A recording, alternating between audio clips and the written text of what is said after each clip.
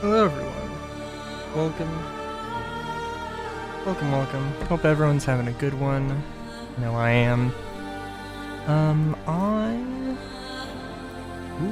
Okay. Server is filling up. We have exciting times. Possibly exciting times, possibly hilarious times.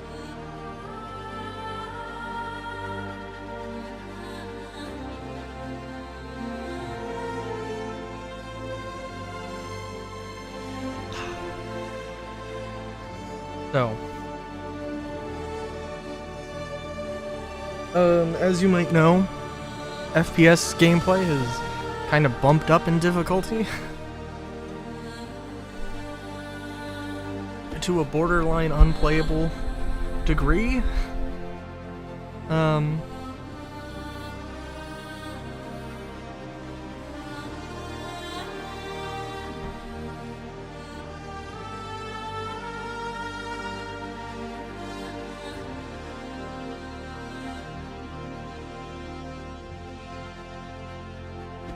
We have Kruger. We have Kruger unveiling their thing, Alpha Wolf, and we'll see if I'm extremely disappointed in CIG or somewhat okay with their choices. Give me a second. I gotta adjust the audio here, and we have an 890. It is like, well, we'll see. It might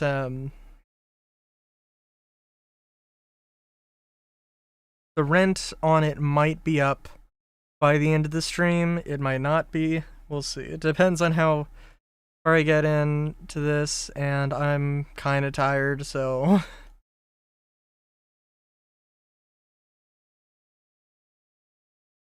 we'll see.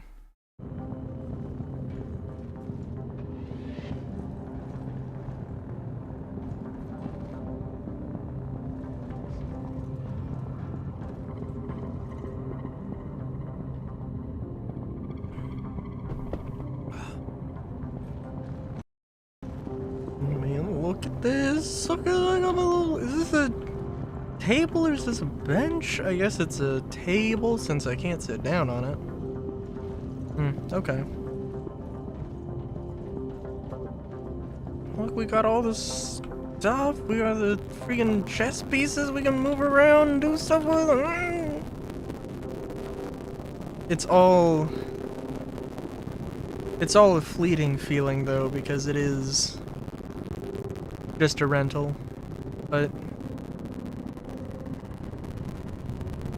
you know.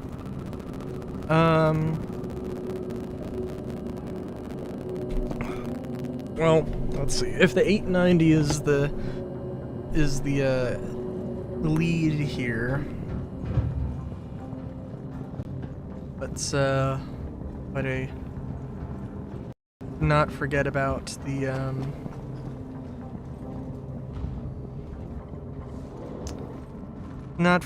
the supporting cast. If it wants to load, we've got our Anvil Spartan, which really takes up a lot of space. I didn't realize it was quite so big.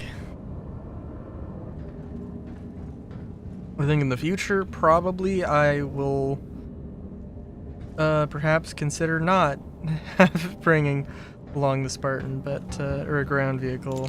Oh no, probably. Yeah, I will. But maybe not a huge one. Well, you know, it is a thing I would have access to.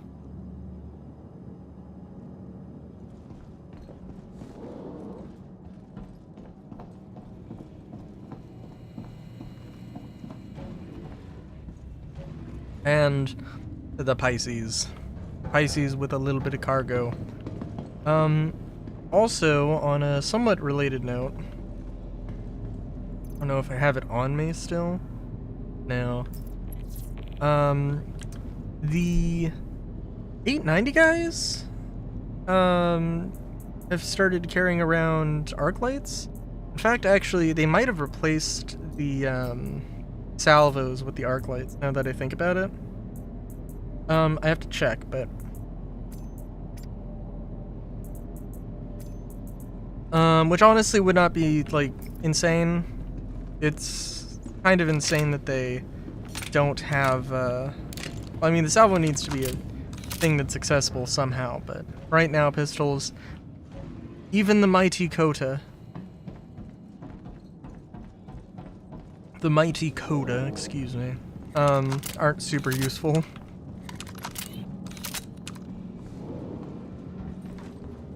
So, you know. And, you know, like, I don't know, I'm glad that I can at least experience my 890 dream at least a little bit before engineering. Because I'm sure that I am kind of thinking that, yes, like, post-engineering the 890 absolutely would be a nightmare to solo. Even if you're not, like, trying to push it into a crazy roll or anything.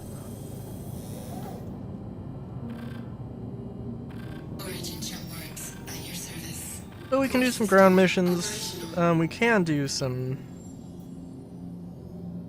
It would be kind of funny to do, like, an ambush mission, but... Let's try it, and worst comes to worst, we fail.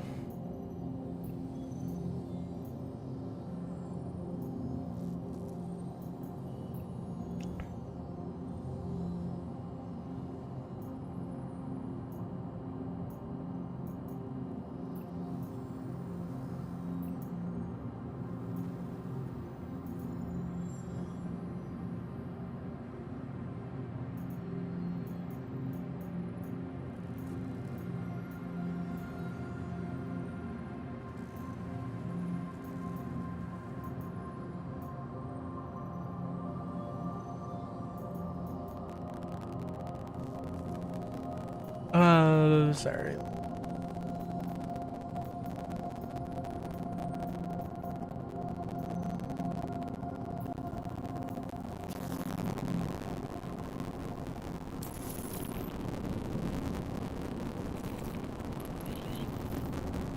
I'm sure this will fail, but, you know, it'll be funny. This is Walton with Foxwell. We got a hot tip on where these outlaws are going to be traveling, so this is a great chance to do some good. Bring your A-game and plenty of ammo. I'm counting on you. I would have brought my Reliant, but it actually despawned when I tried to get it in the hangar, so... Quantum drive activated. I don't know.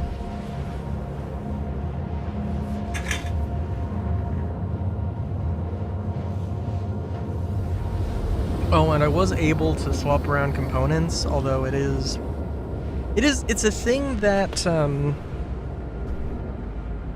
clearly kind of comes and goes, so I don't know. Quantum drive deactivated. Good, you're on site. I went ahead and marked a good place to post up. Should keep you pretty well hidden.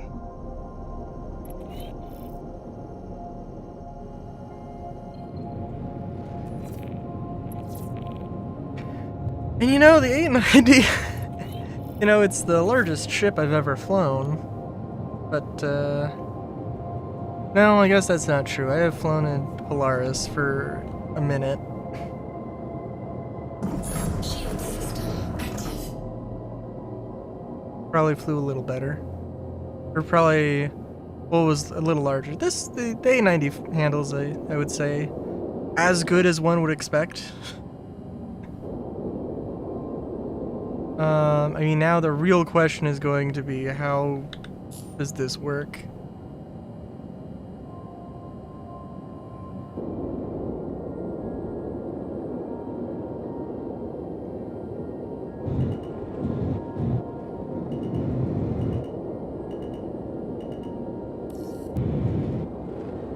Preparatory checklist complete.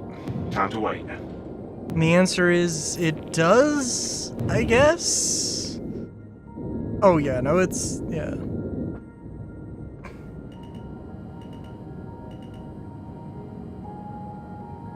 Core system deactivated.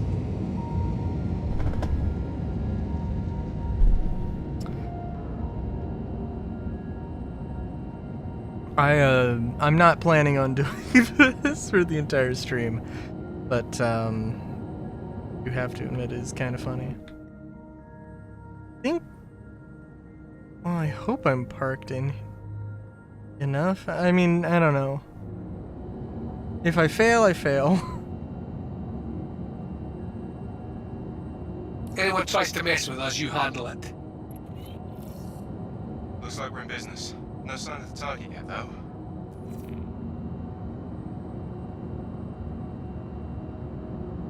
I should have brought my wolf instead of the Pisces, to be completely honest. But you know, it's what it is. What it is. I also was able to swap around my components on my Reliant. I do want to try it out. That's them. Go when you're ready. Like, if I don't... I mean, believe it or not, I won't be too sad if, you know, we do end up, if something terrible happens to 890. I kind of expect it. If you didn't watch Star Citizen, or my Star Citizen Weekly, I literally started that episode with like, hey,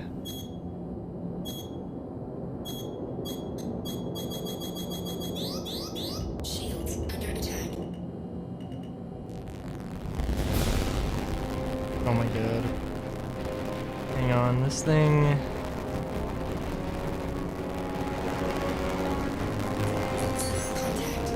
This thing do be kinda silly. And it's like, hey, how about we don't have any power to the radar? Which is like, I don't know, in my mind that's ridiculous.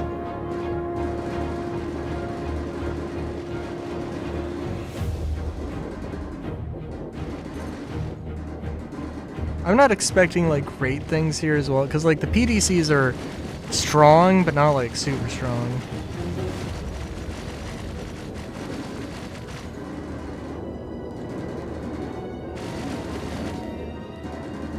I mean, clearly they were able to do something.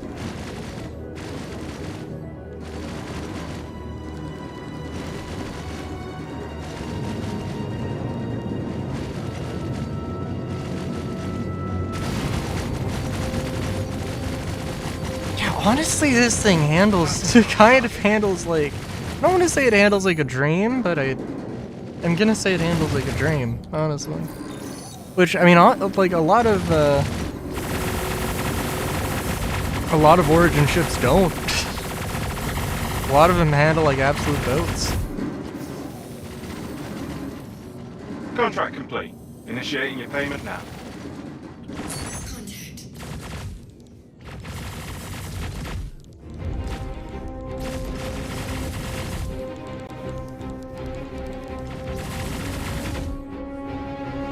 Where are we moving?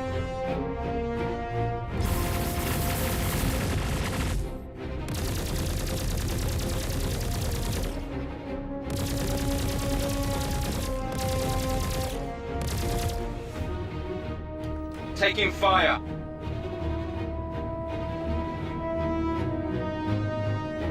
Oh, also I got the Twitch shop arms as well. So,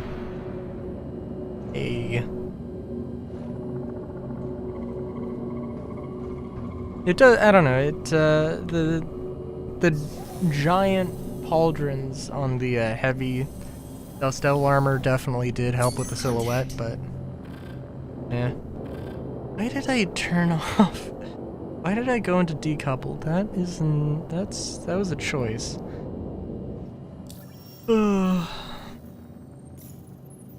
I do have a salvage beam, or a two-handed salvage tool, Shields under attack. to repair this thing in situ, because of course. Let's see.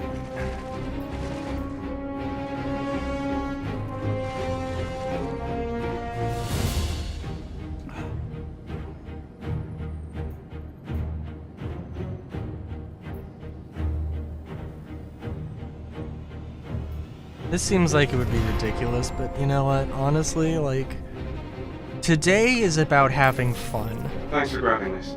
Just spoke with the pilot and they're anxiously awaiting your arrival. Don't let us down.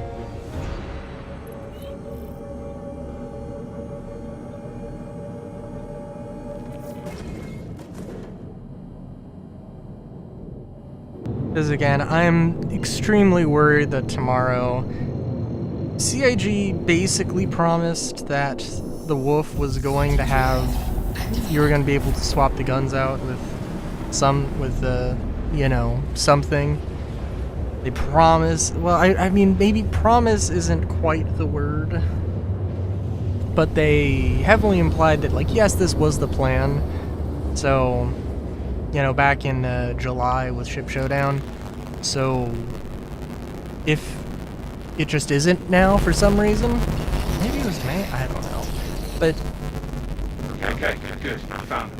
Operation Security Blanket is a go. if they've just, you know, been like, you know what? No, let's do the thing that makes it more expensive. Because, like, at first I was just worried that, oh, like, you know, they won't. Mayday, You won't be Mayday, able to outlaws buy it are in attacking game. my ship. You know, and I mean, Keep the fighters off me so I can work. oh jeez, They got shit before it's too late. oh wow. I got, get out! Okay, so Well, I that was literally. Not good at all. Okay, so I literally could not Be get honest, there. Foxtrot's getting more from our contractors. Hmm. Shit. That's not good. Man, listen, I get. Oh my god. Look, I get it. I fucked up.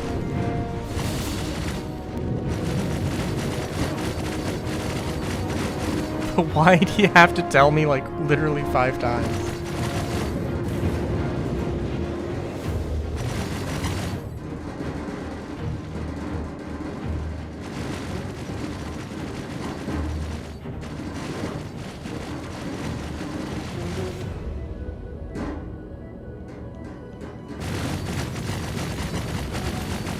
Keep fast, ain't messing around.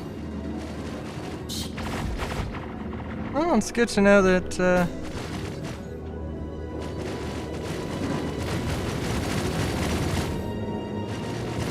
okay, honestly, what I should do, especially because we are in just complete vacuum of space here.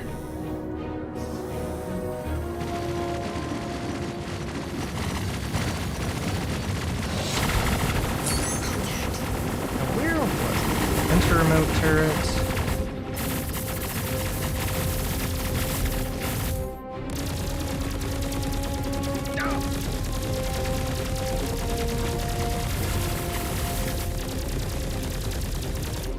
Those bastards are gonna pay for that. Damn, Chippy just fucking flew into that A90 like a dumbass. That A90's gonna pay. At this point, I'm like, is ramming a genuine tactic they're using?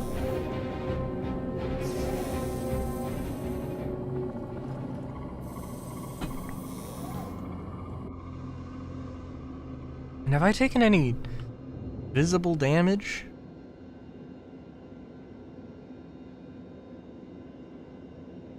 I mean, they rammed me, so, like, wouldn't be surprised. Yeah, okay. Well, this thing's not really super capable of, solo comp. The PDCs are not super great. But they can do work. So that's good. I did try doing an 890 mission, which we can do.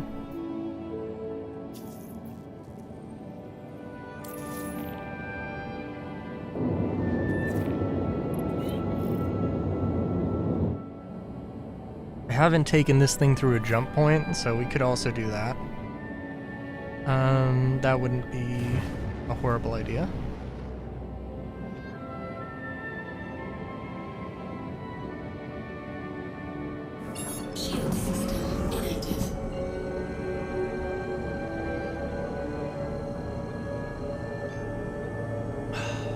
Yeah.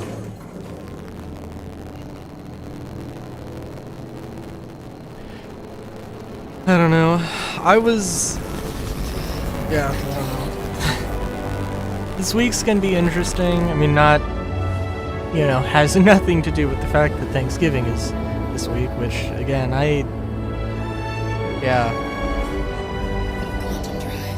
kind of snuck up on me somehow. Also, I don't know, like, if they changed around the defaults for the music mixing, but I've definitely noticed the music more.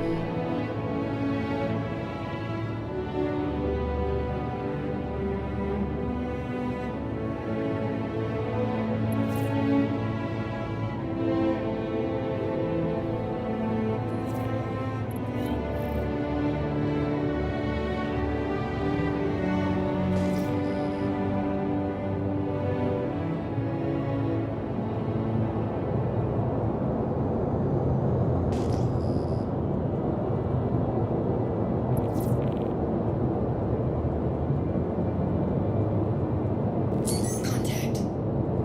Shield system active.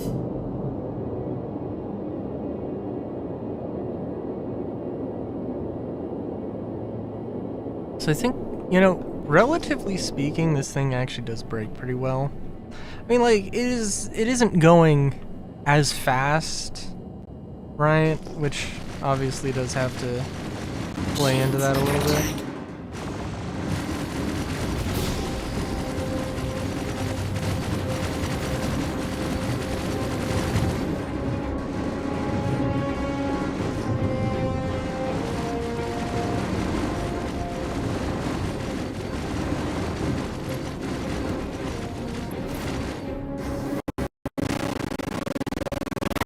Oh, speaking of audio mixing, oh geez.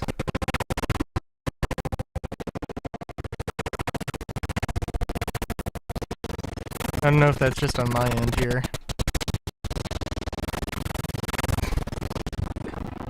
Okay. Yeah, actually this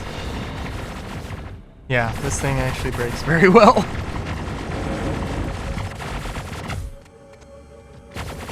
Well, I'm glad I got that!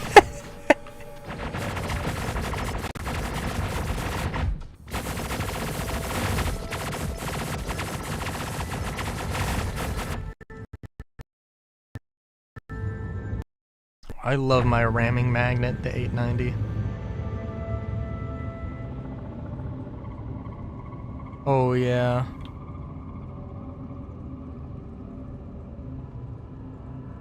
Oh geez. Oh yeah, no, I don't know about y'all, but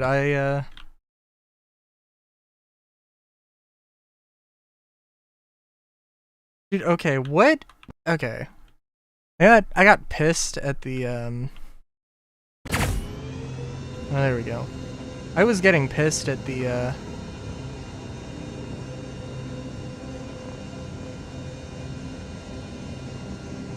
how, like, turned on the AI is, because they're, like, extremely,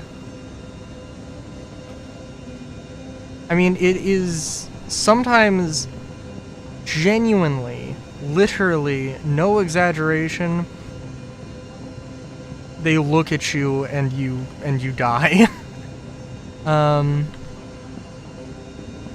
Or they look at you and you take like 80% damage or something. It's like,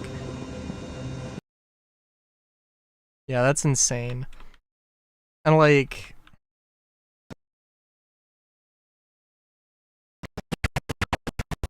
yeah, that dude wasn't even looking at me. Oh my god.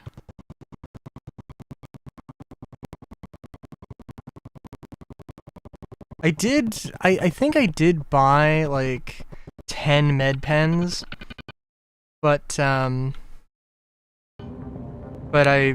bought them into the local inventory and not my backpack, so I derped on that one.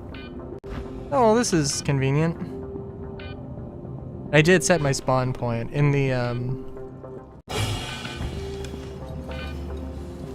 Okay, well, what happened in the Star Citizen Weekly was the first thing I did was like, oh, I'm gonna board the 890 and I'm gonna fly the 890 and it's gonna be my first experience with it. And well, when I undocked, it exploded immediately. So Come back. We were having so much fun.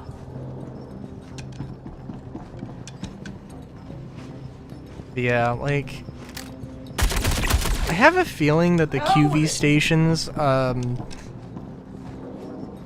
like You got it. either the difficulty that I've heard people talk about is exaggerated,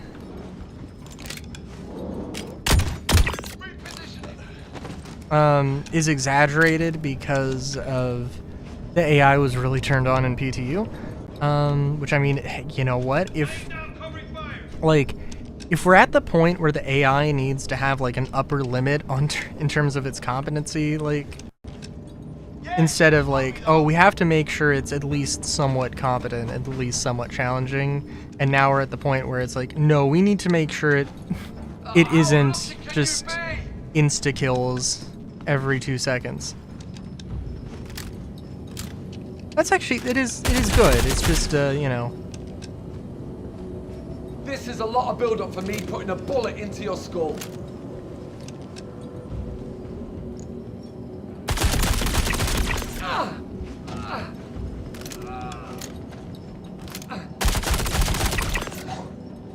Let's see what you've got. Like, really? That guy was the guy? That was the situation where I don't know. I mean, he did a lot of damage to me. And of course, there's something to be said about difficulty.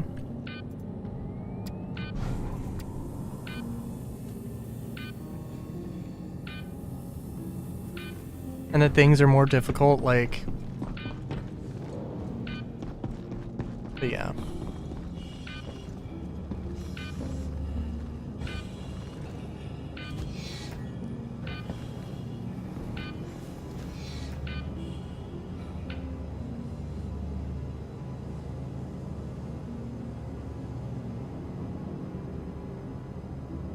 But also, like, when it comes to difficulty and then scale and your how much you earn, like, man, like the 890, if I can't solo an 890, then like I may as well just not play the game and I'll make more money not playing the game. You know?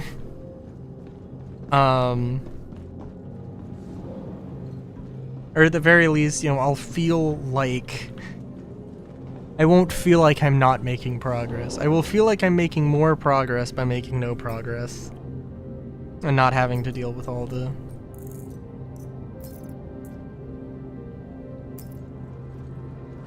insane prices and everything.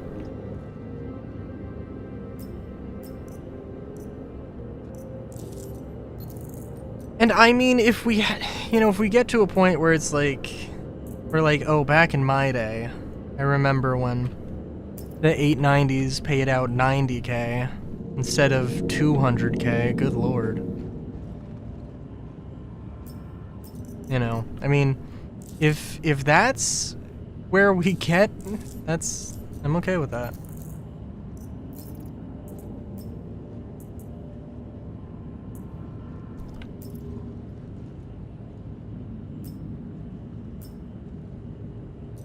Oh. Okay, so maybe these guys just have all pistols on them? I mean, like, it's maybe a little bit too early to tell, oh, they've got all pistols on them, but like... a Coda Ultraviolet? And... need I remind you, I did find an Arclight Executive, which, yeah, that's cool.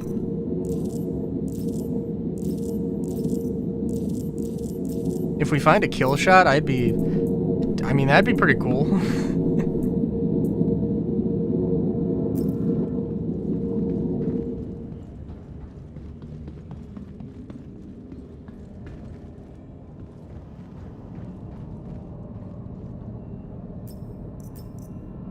Boom tube rocket? Oh my god.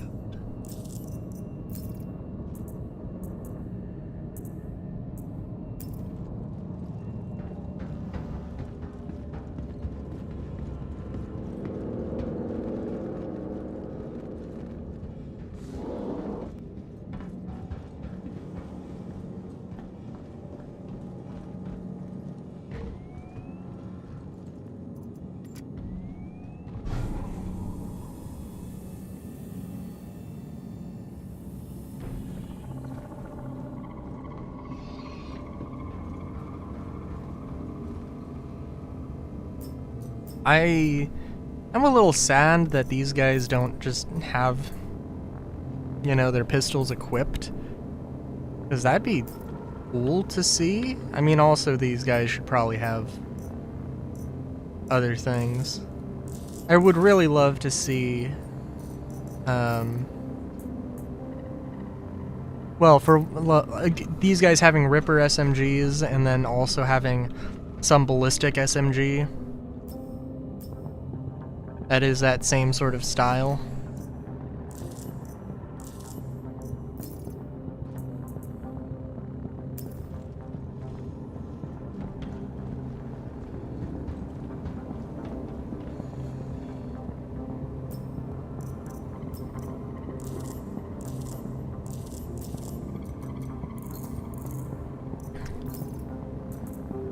Well, I'll tell you what, I've never been so excited about,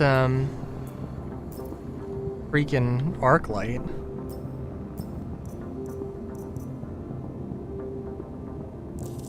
Tuporev Mirage? Ooh. I think that's just one I just haven't seen.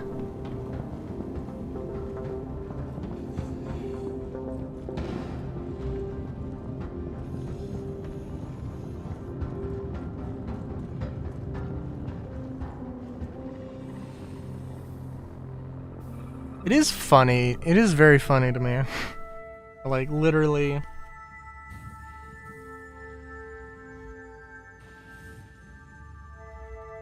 The 890's just a ramming magnet. Just literally wait for the enemy to crash into you and like, the 890 can take it.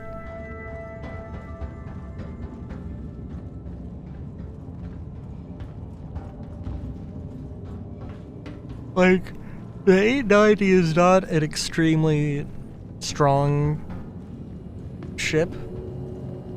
It is actually kind of comedically weak, to be completely honest. But, you know, it isn't terrible.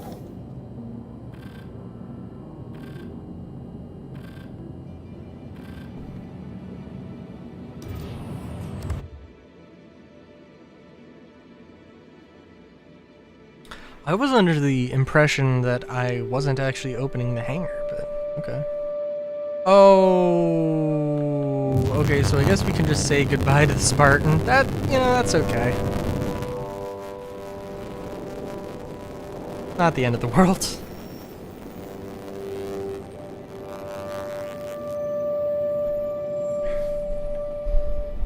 I could pick it up, but eh. Alright, now part of my I'm very eepy is that I have not well,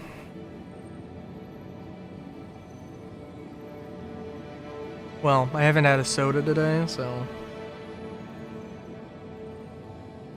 we shall change that now.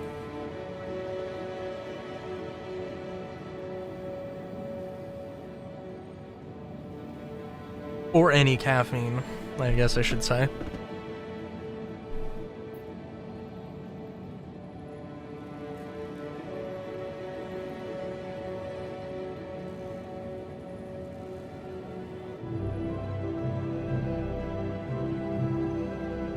Oh, and I should say, I'll probably say this again. In Star Citizen Weekly, I I literally said, I was talking about the Clipper a little bit. And this still holds true, kind of, I think. They said that in the first iteration of crafting, you would have to manually, either you would manually have to put cargo into a cart, or materials into a crafting thing, or it would have to be like in your hangar. Also, let's Shield system inactive. see if we can repair this. Engines are thrusters are sparking. That seems something we could probably fix.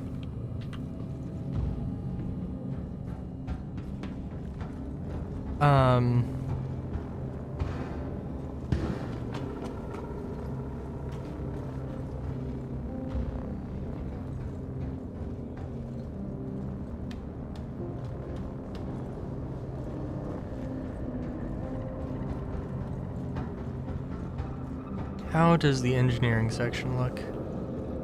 That looks fine.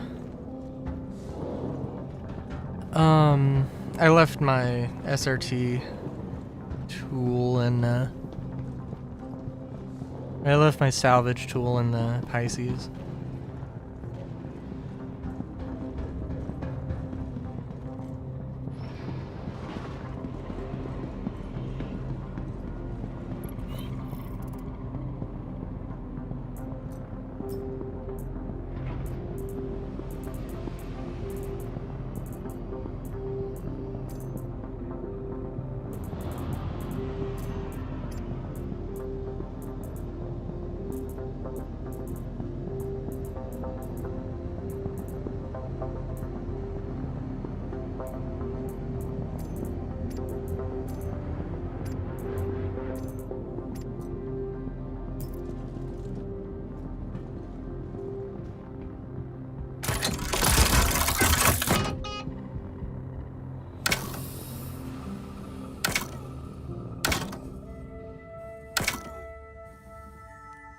Okay, so...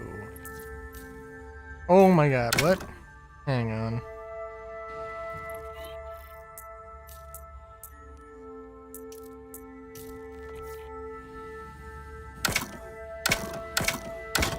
Oh, don't...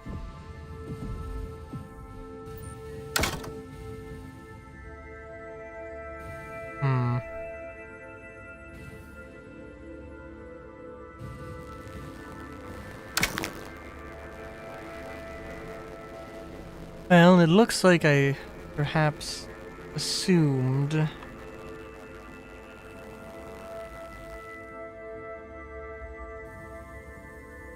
too much. Well, also, you can walk on this, which I think is just, I don't know about funny. It's nice, good.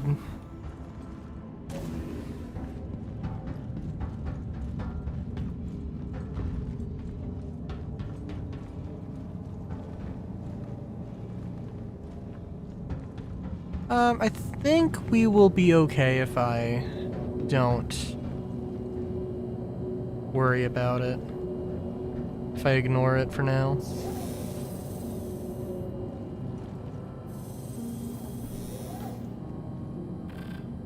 Shield system active.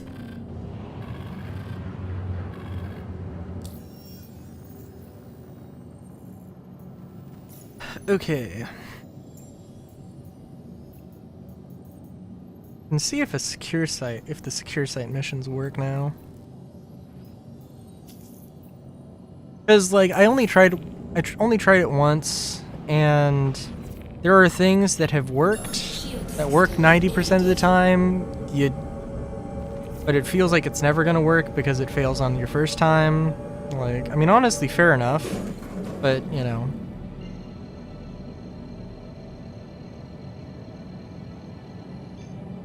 Sometimes it do be what it do be.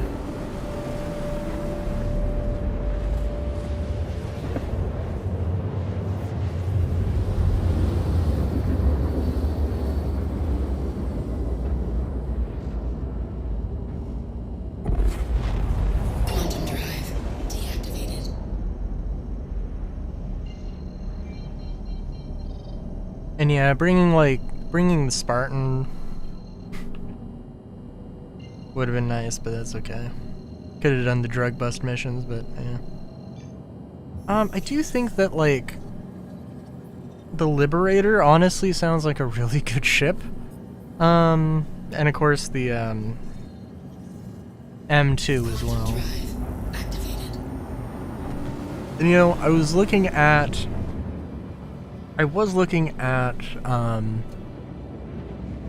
Trist Pone's mock-up of the Ironclad, and I'm like, you know, yeah, I really like ships where you can walk on the outside of them, and the Ironclad has like these little railing sections, these little platforms. Quantum drive deactivated. They're like exterior, I don't know what you want to call them, but exterior walkways, I guess, and those are kind of cool.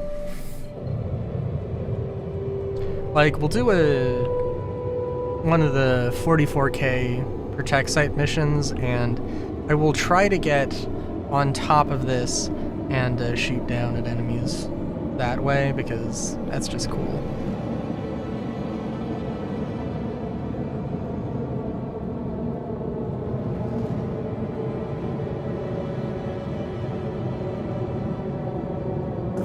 Shield system active.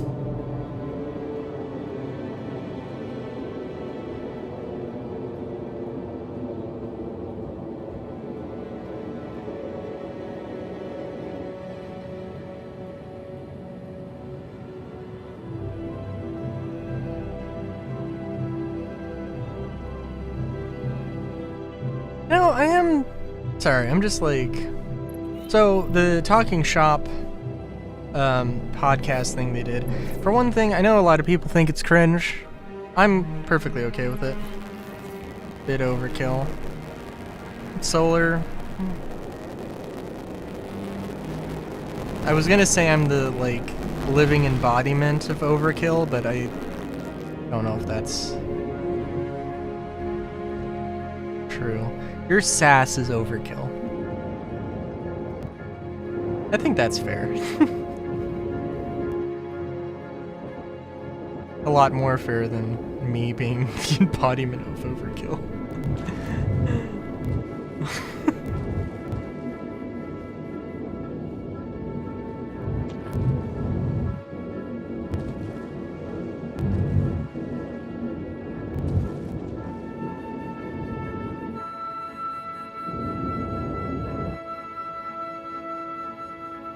I mean, honestly,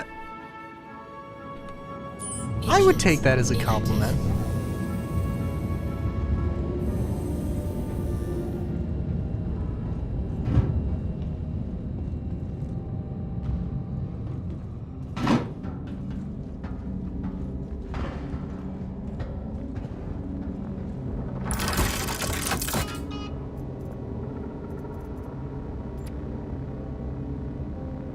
Gonna leave that here. Or there. Okay.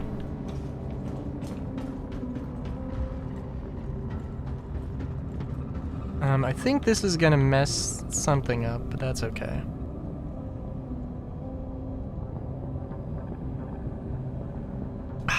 Anyways, how are you doing, Solar?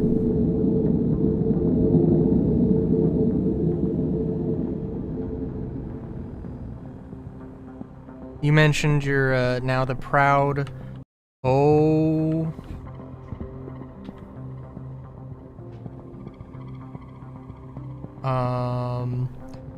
I'm gonna bring it all the way up, and I'm going to make sure this time to get off at the correct time. The proud O. Yes. The proudest O.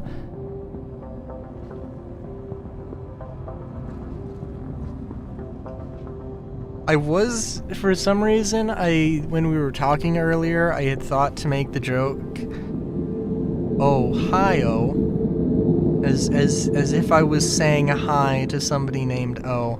I don't know why, in particular, but now it is, manifested itself in some strange way. You're the proud owner of a Raylan now, right?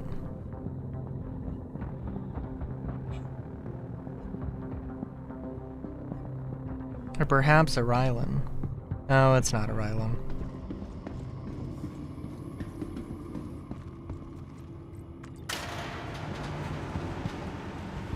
That's good.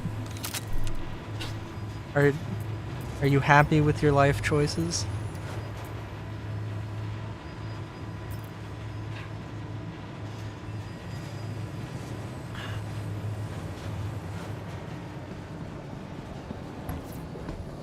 Oh, that's good.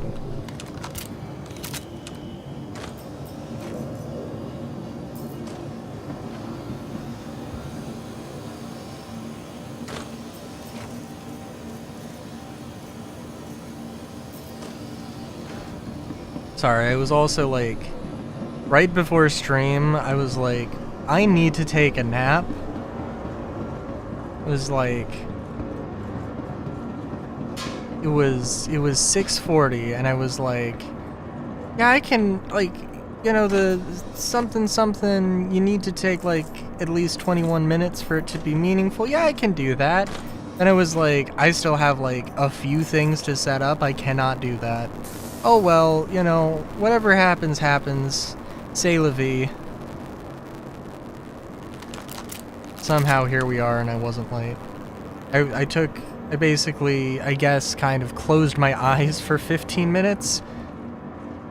Is really more what happened.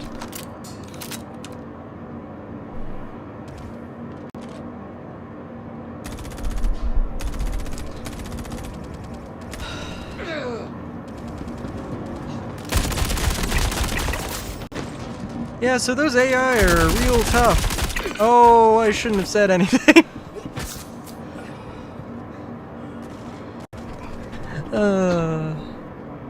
Oh, hey, at least it gives you markers for them.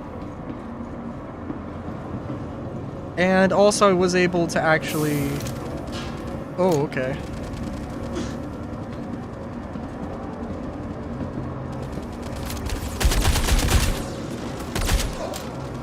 I was able to actually change out components on my ships, so I do want to test my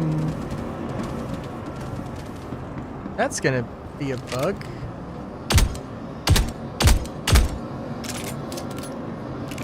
Okay. I do want to test my Reliant out because I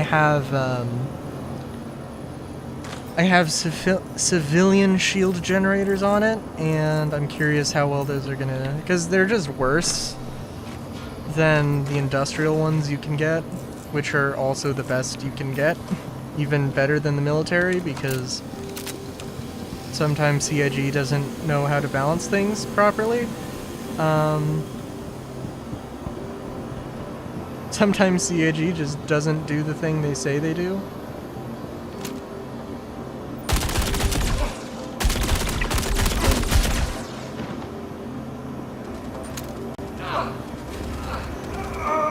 I'm not sure I killed that guy.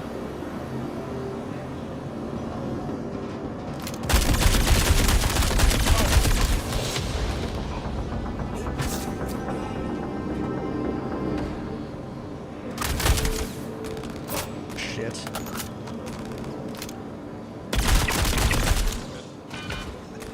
Yeah, so did you see that I was at 40 and then, like, I killed him and then I went to 17? Yeah, man, that's not cool.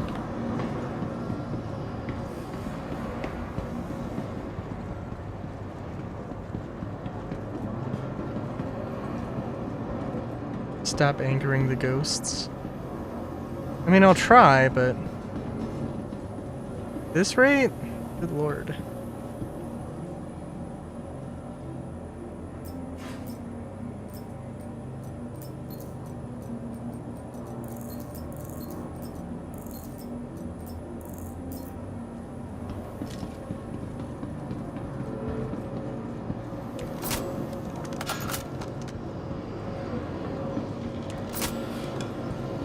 Dude, I'm really hoping. So, you know, Urkel has, occasionally, I mean, a lot of, Star Citizen content creators have, get ships to, give away, ICAG.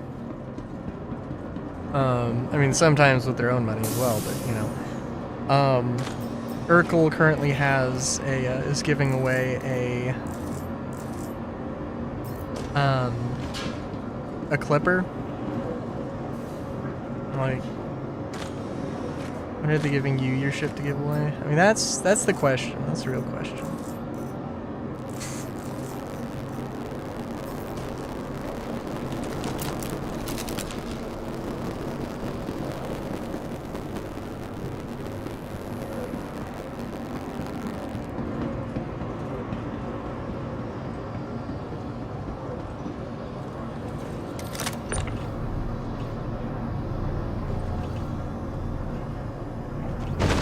Oh, wait a minute. Does this guy...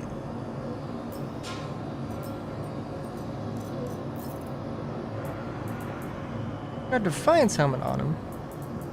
Oh, and... okay, some...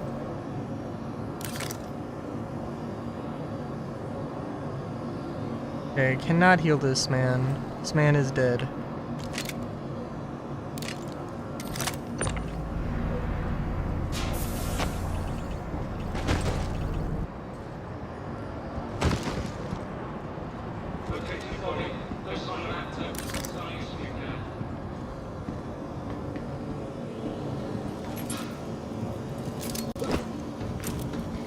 Where you hiding now? Moving up!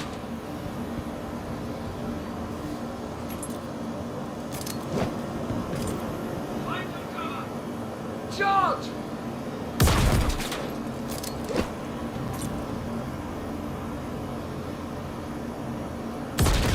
Ah!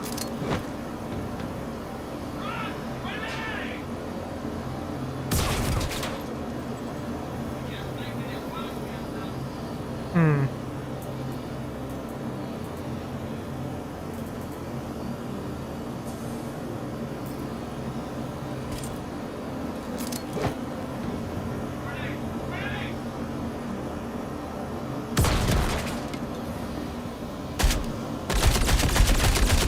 Yeah, no, they're totally bugged. Oh, you know what? Wait a minute. I saw that number go down. Oh, don't get close. I need to throw grenades in there. Oh no, everybody understands what's going on now. But they're dumbasses.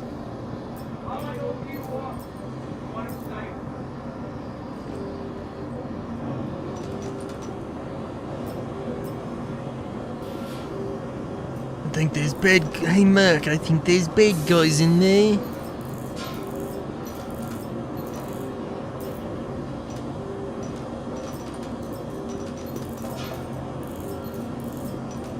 Can you imagine one day we'll have like a door pry open tool?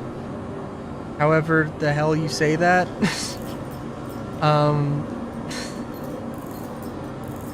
A door breaching tool. And instead of stuff like this happening, it'll just be like, oh, there's an actual systemic way to deal with this bug.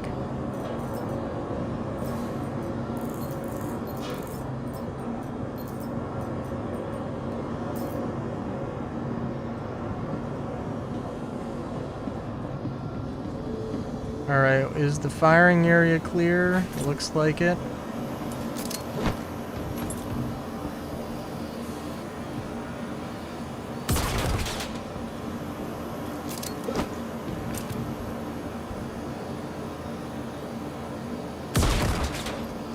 The thing is, it could be another elevator.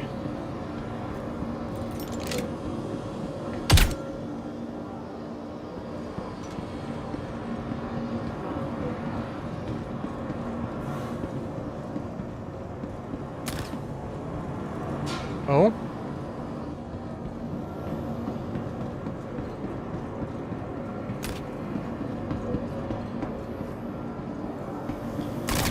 Oh, what? Okay. Alright, we're getting the hell out of here. Don't you dare fucking shoot at me.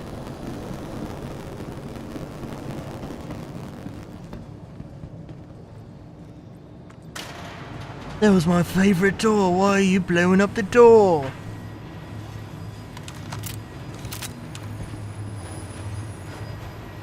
I was gonna propose to that door next week, and you fucking blew it up.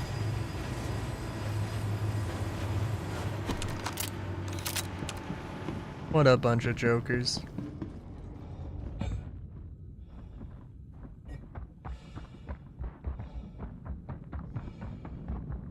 Well, I'm sorry to say, but the secure site missions are, as always, broken.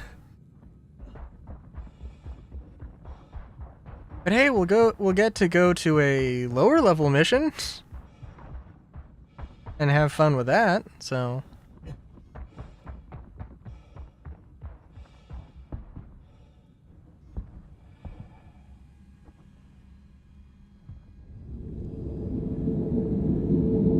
We'll make it fun, damn it.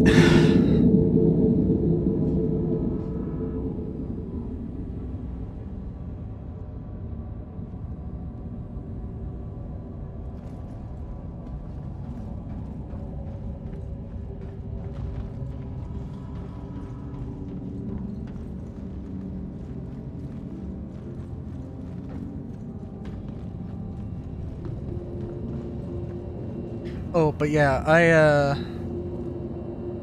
don't know, I was hearing more people talk about the Clipper, and like, you know, yeah, I mean, like, the thing is, Engines. I mean, like, I do think that having a Spirit and any combat ship, any, like, light fighter is just better than having a Clipper, Landing gear. in my mind. Not specifically a Spirit, but like, I am in a better situation. I don't need a Clipper. But if I was to be gifted a Clipper, or if I won a Clipper in a giveaway, I would not say no to it.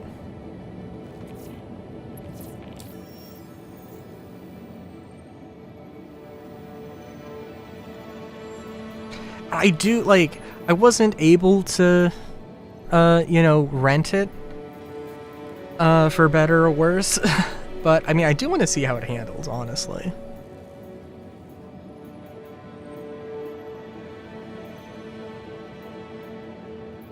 Because honestly, like, I don't want to do the high-end ship combat. That is something that I recognize is just not my thing, but I do want to do the easier ship combat missions so I can feel like I'm doing something. And as far as that goes, I think that would work pretty well.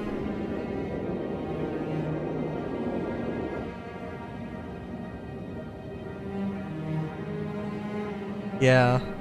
I mean, yes.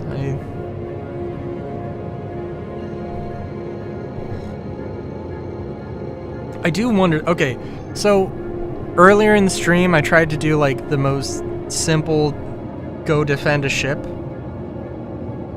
The ship, like, now I was doing it in the 890, of course. The ship literally was dead before I was able to actually get there. So there is an element of, I think the AI is just over-tuned a lot. But also, maybe that was more circumstantial. The ground FPS is definitely more over-tuned than the ship FPS. Or the ship AI. You know what I mean.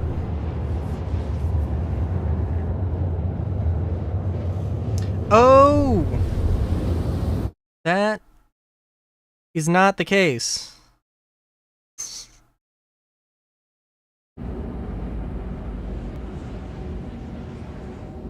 desktop audio is in fact off. Deactivated. Let me change. Let me change it to only desktop audio. I had some weird distortions, just really random actually. Yeah, that did happen. I literally like the audio was clipping. And suddenly I could hear some space stuff while I was in an 890, and I couldn't hear anything that was happening inside the 890, and then it kind of came back eventually. Yeah.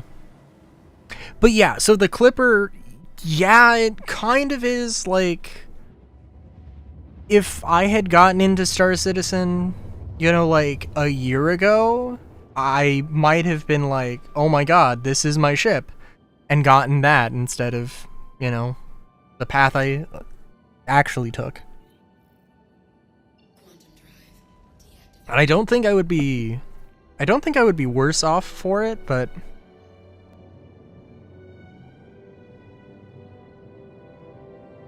you know. Is the audio still weird? Because it did change the thing from game audio to desktop, so.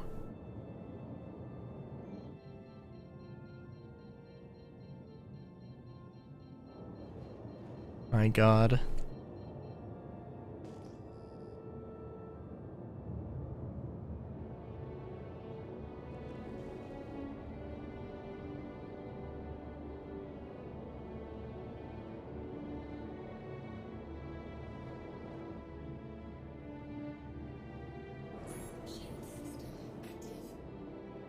Okay, that's good.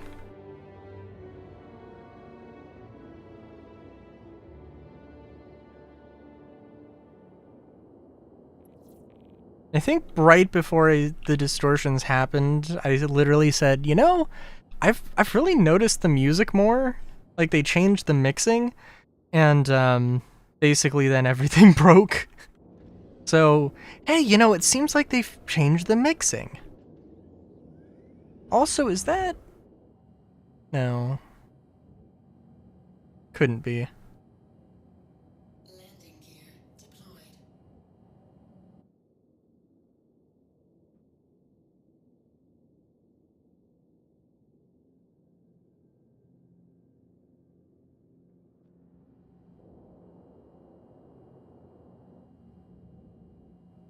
Didn't want to go into... I wanted to go into decoupled, so I could drift to the ground.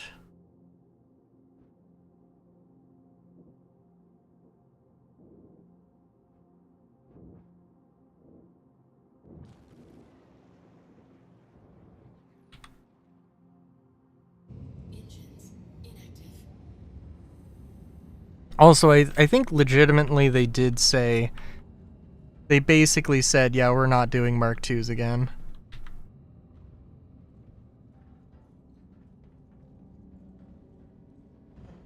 Oh, hell yeah.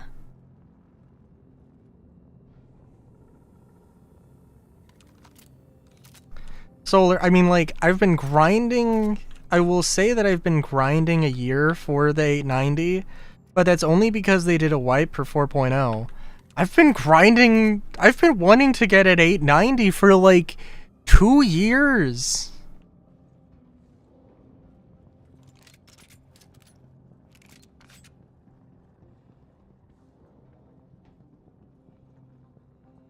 The existential dread that comes with the realization of your dreams just being completely, you know, insurmountable.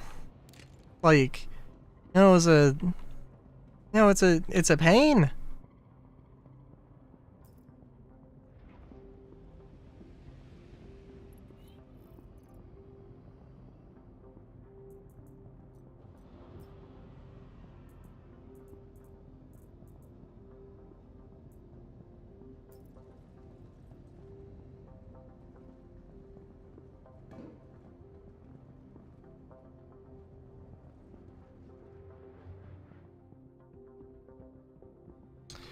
Alright, go. Also really hoping that these guys would, oh, let's do this. Also really hoping these guys would shoot at the ship and the PDCs would get angry.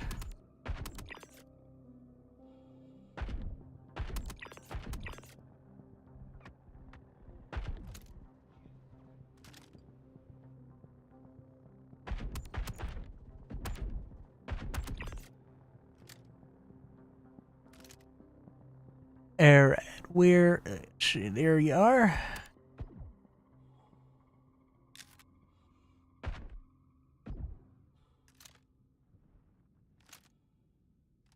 Oh, nope, let's, yep.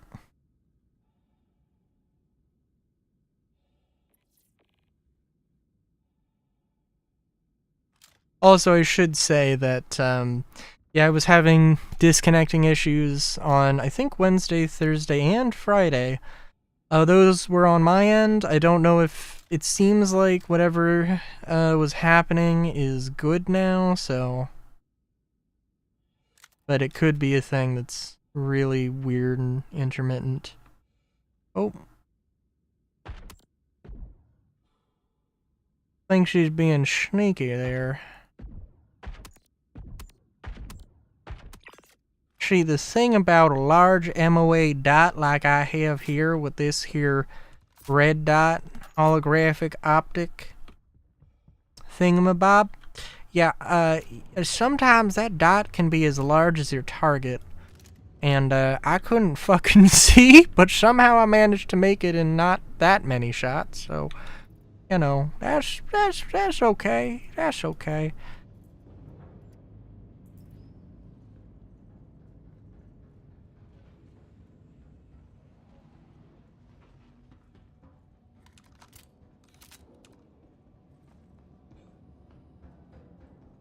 How's that for efficiency?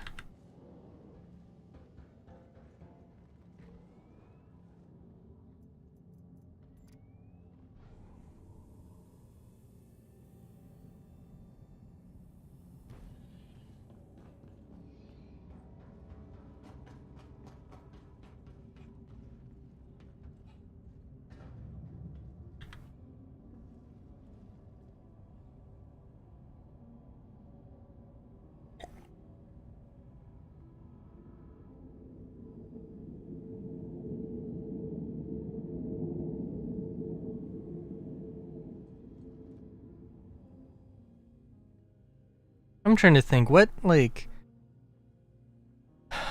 stupid things did they say in, oh, that's gonna be fun. What stupid things did they say in the last Talking Shop episode?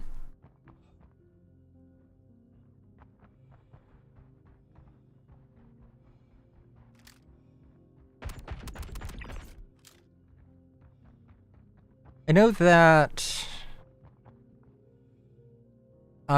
Gale, Old Man Gale was not a fan of Drake. And then he was talking about Aegis, and it was kind of a little silly because oh, you know, Drake is this company that, you know, had a shady past, but they got a new MMO, or a new CEO, and, you know, they changed their corporate image, you know. And Aegis is a company that worked for fucking fascists and helped genocides and holocausts. But, you know, they got a new CEO, and, they, you know, they really turned around their image. And, which, you know, is always fun. Drake's MMO is kind of crazy, yeah. Yeah. I'm also really curious how my Star Citizen weekly is going to do. It's called, like, somebody got their wings clipped. Because I was just really salty and a little pissy. Maybe a little too pissy.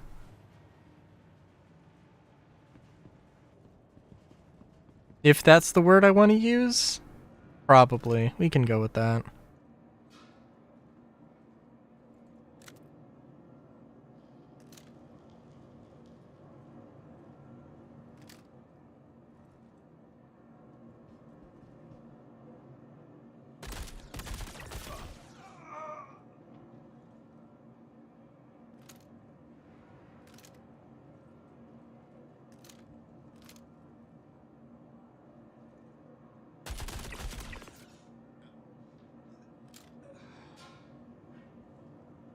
See, I don't want to game the system too much here, but also the AI has been like insane.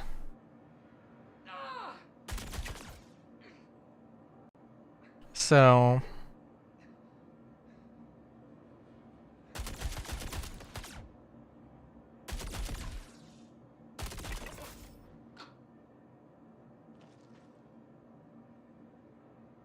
I think I have enough shots to take down one more dude.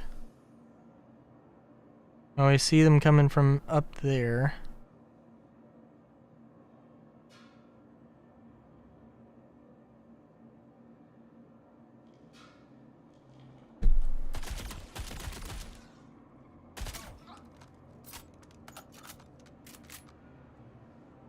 Oh, what? Oh, geez, what is happening?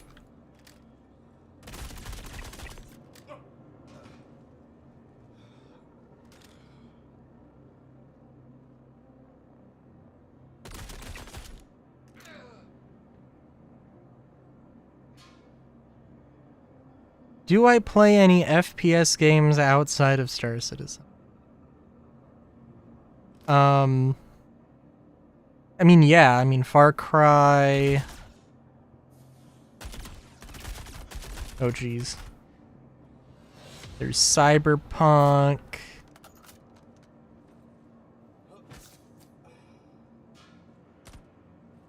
There's not too many things.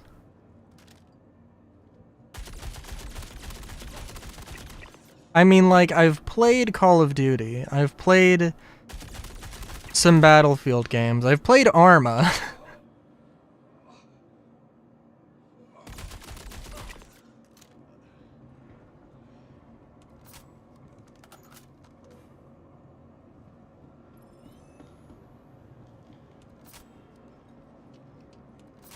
But like, what games do I like play like super regularly? Not too many things.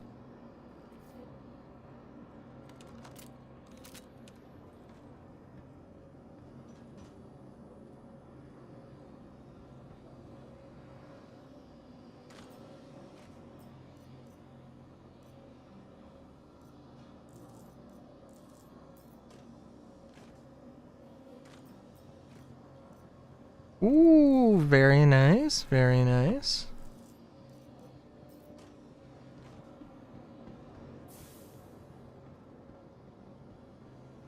Oh, hey.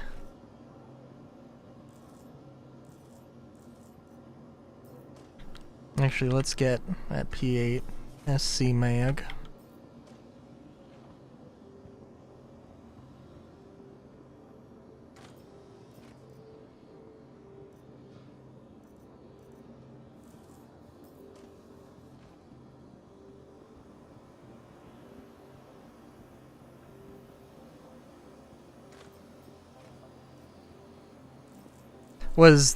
Did you ask about FPS games to chastise me about my FPS strategies?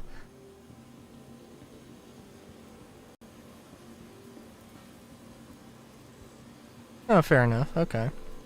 Brink. Oh my god, Brink. Yeah, that's another one. I've played a lot of games, but yeah, I guess I don't really play. Well, I there's not a lot of games I play aside from Star Citizen, Minecraft, and I mean a lot of RPGs as of recent. But I have been recording Far Cry 2, so you know, there is that. Is the AI in Far Cry 2 as good as Star Citizen? I mean, I guess it depends on the day. They are kind of brutal. But actually, like, Far Cry 2 definitely feels kind of brutal, but also it's not, like, insanely brutal. It's not Arma. Where, like, if you're looking for a casual experience, you would absolutely hate Arma, right? SWAT 4? Oh my god, I did like SWAT 4.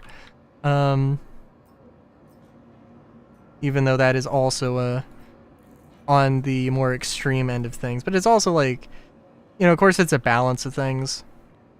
Like, if Star Citizen was SWAT 4, that would be fucking garbage.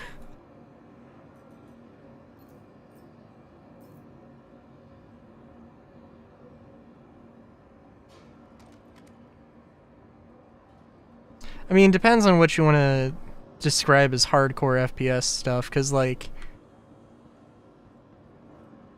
SWAT 4 definitely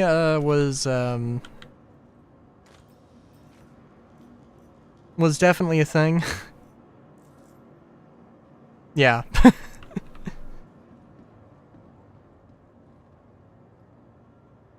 I mean, like, it depends on what you mean by hardcore. I don't know. For some reason, like, somebody might think of hardcore as being like just mainstream or something. I don't know. The sim side of things. Yeah. And I did like Arma, but I didn't play. I was never good at it.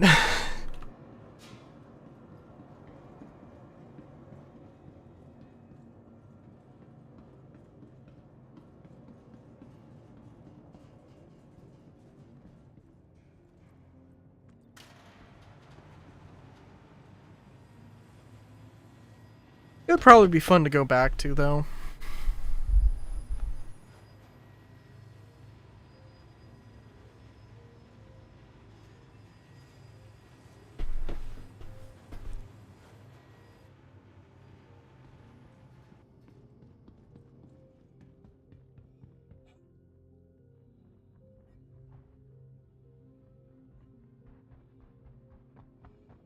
Especially because I don't know if I feel like I probably only played Arma on my before I upgraded my computer, which was like years ago. So, I don't know.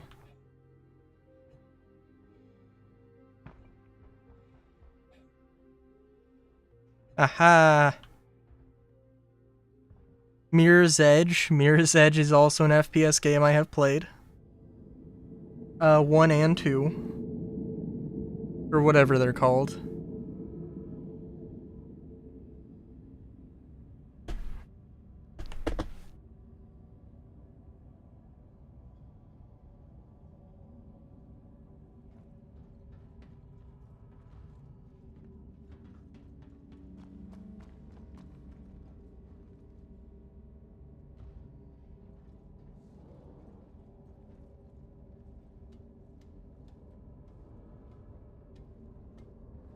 Random note. What if you went to Wicklow's Emporium? I don't know why you would, but suspension of disbelief. You go to Wicklow's Emporium, and there are Vanduul just chilling and trying to bargain with Wicklow.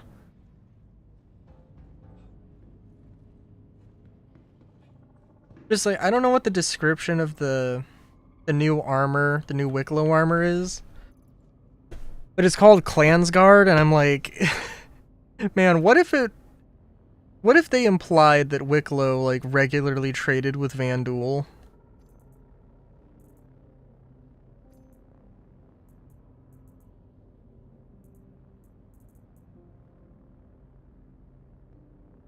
Because Banu are known to trade with Vanduul, so...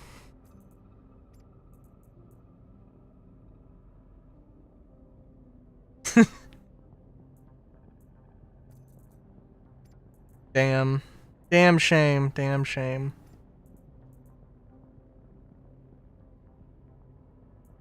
Actually, let's slap a laser on here. Theoretically, it helps with accuracy. And goddamn, could this thing use it?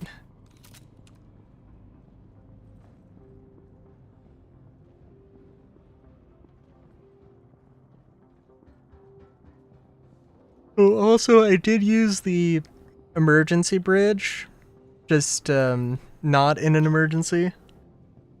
And yeah, it's not really useful. I mean, like, you can go into third person, which to actually see what's happening, which I guess wouldn't be like the worst thing, but it is an experience.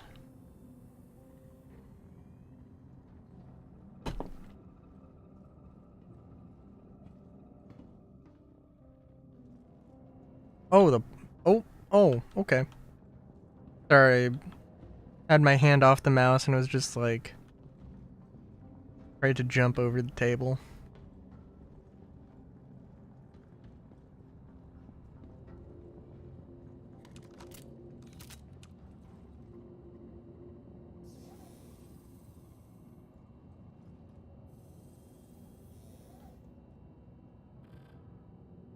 Engines active. Launch complete. Shield system inactive.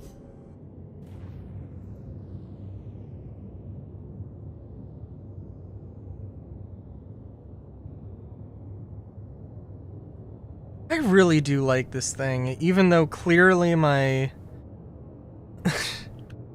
Oh geez, Solar, I don't know if you saw, but like...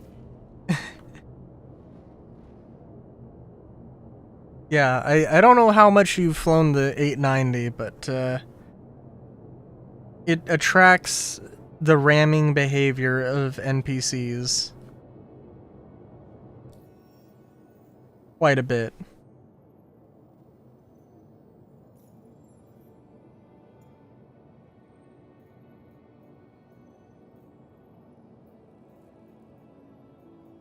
So, like, painful though it may be, I'm gonna take this, and I am probably going to try and see if I can repair, do a little bit of hull scraping and see if I can repair this thing. I mean, there's a good chance that eventually this thing will just explode, and I mean, hopefully it doesn't explode and destroy the Pisces with all the cool stuff in it, but, you know.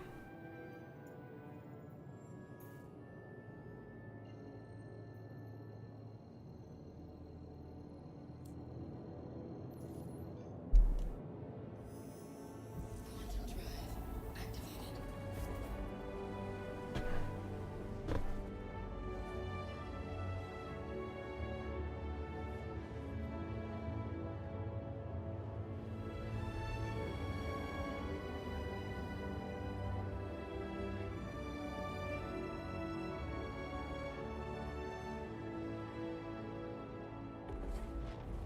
Quantum drive deactivated.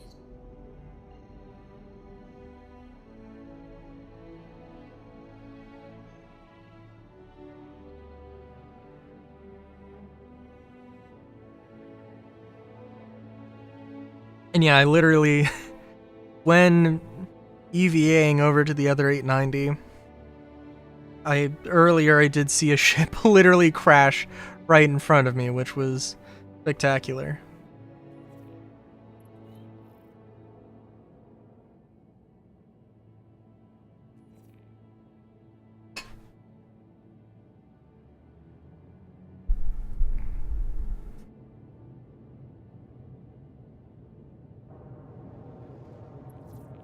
Shield system active.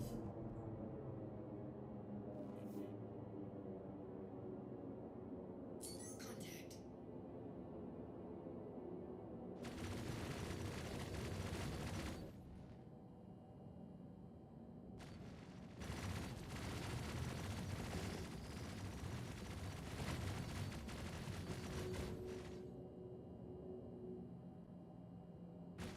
Shields under attack.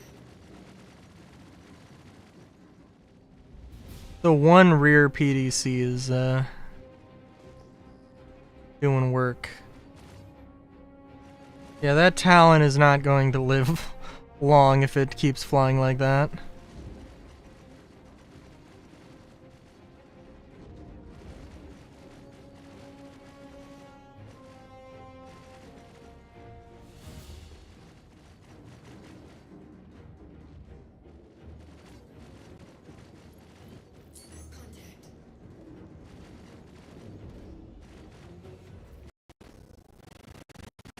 Oh, that's okay.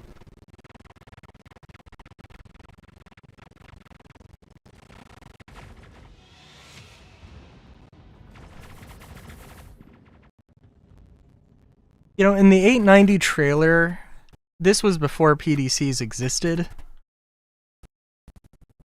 But, you know, they did have...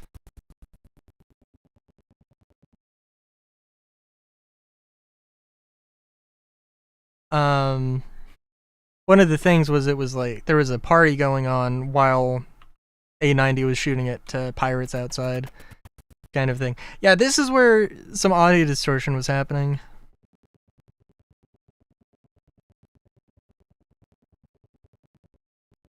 I thought it was very funny.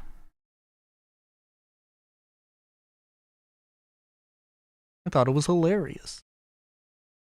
Whoa. Oh no, I'm going into this with not 100% HP. Oh my god. Could be very bad.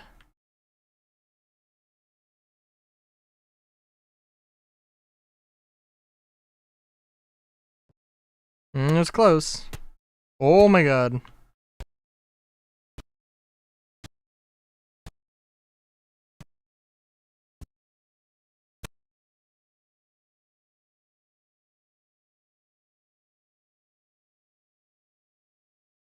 Yeah, Arma's definitely better. Arma's definitely better enjoyed with a group of people.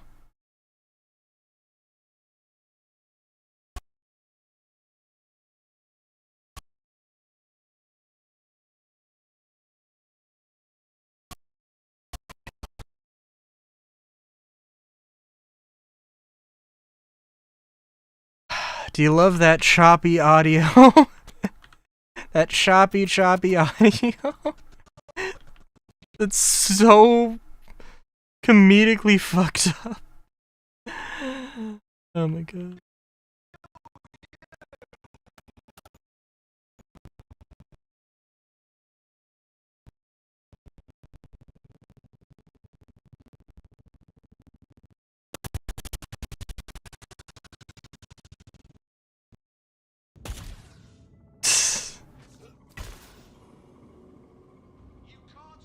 You screwed with the wrong people.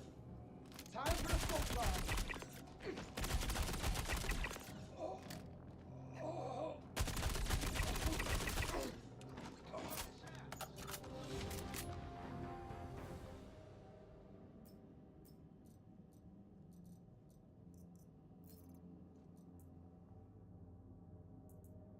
Seriously, come on out. I'll make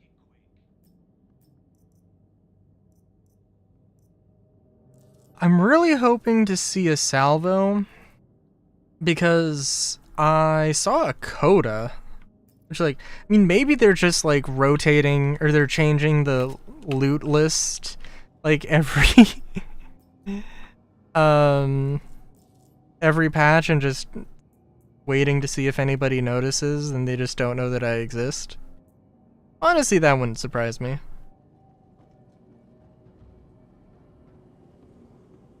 But also, like, yeah.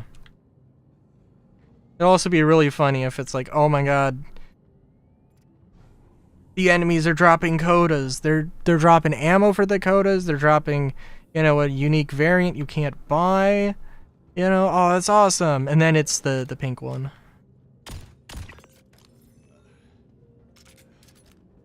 Because we all know that pink is the stinkiest color.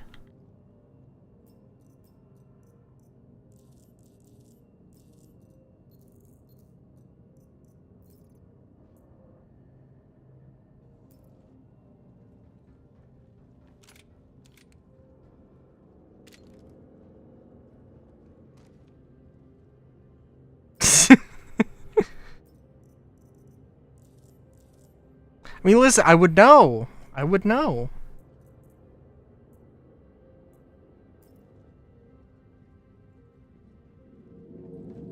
I have the life experience. Are you okay? You're standing very still in a very strange... Oh, okay. Maybe I shouldn't look in that direction. In case there's a Medusa.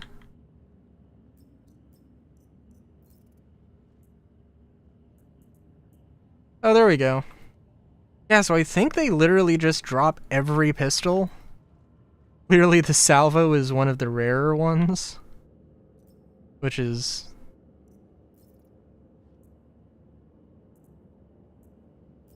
I mean, I don't know if the salvo is supposed to be a boutique bougie pistol. Maybe that is what it's supposed to be. Does seem a little silly.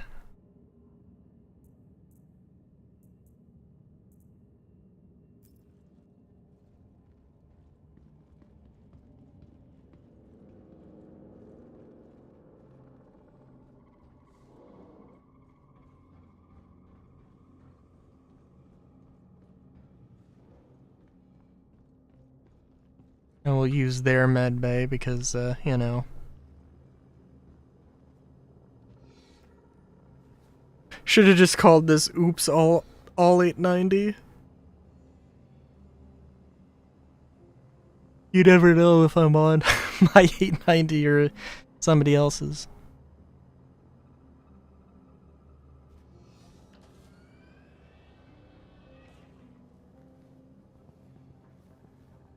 I mean, look, now having flown the 890 around a little bit for 2 seconds, it has reaffirmed my interest in it. I am still of the opinion that yes, I would like an 890. I am sure that engineering will have an impact on my opinion of that, but you never know. Big Boss. Okay, I have never heard of the Coda Big Boss.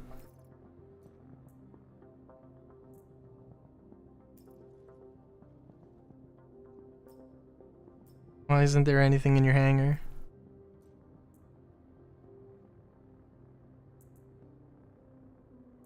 The Big Boss?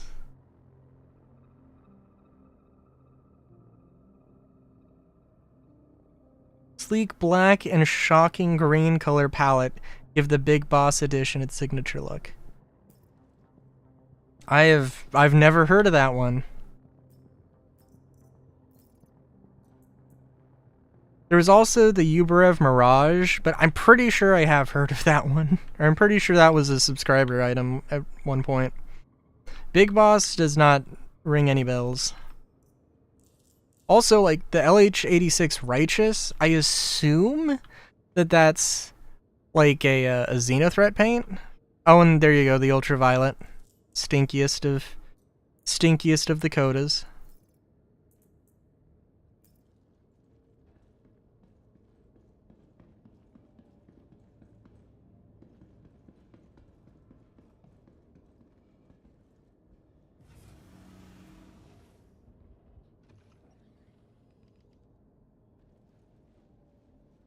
Oh, and we're gonna take a look at the Big Boss because it looks like it's a pale, bright, like an Easter green.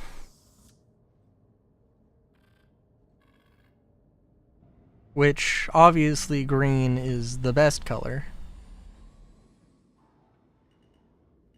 Landing gear raised.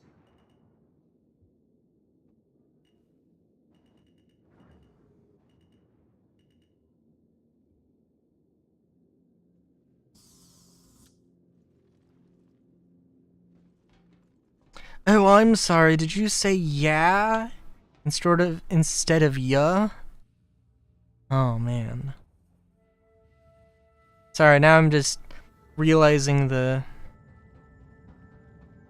grammatical fallacy of yeah, as it could mean yes, affirmative, or no, We're talking about somebody. Hmm.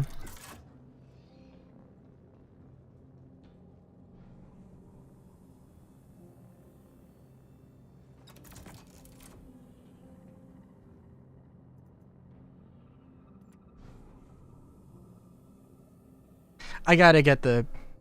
Actually, I'm sorry. No, I don't need to get the canisters. I do have a canister in this one.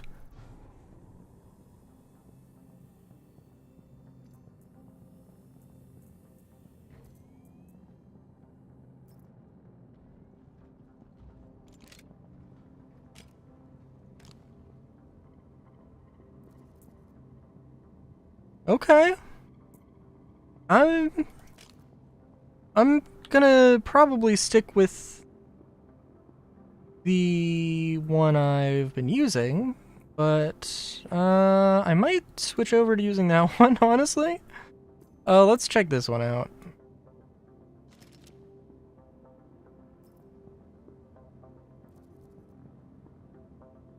I mean, that's just like...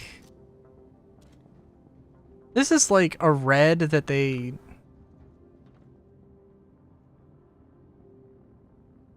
I mean, clear... Well, it's a metallic red, which, you know what, actually, honestly, is kind of cool.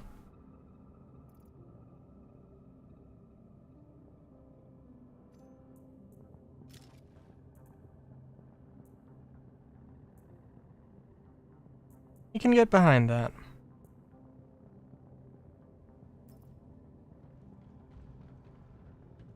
Oh, shuckles. Actually, I need to turn off the shields.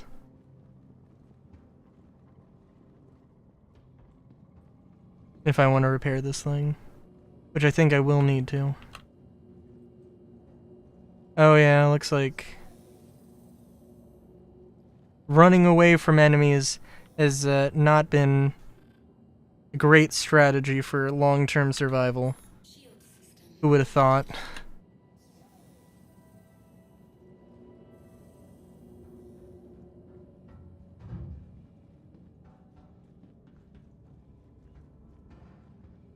It is kind of cool. I mean, it's not really like a huge thing though, you know, just... Oh, here's a unique variant. Or here's a unique color scheme of this gun. But it is something. Oh, also this thing's got... Well... Forgot to turn the shields off on the 890. Which definitely does not help.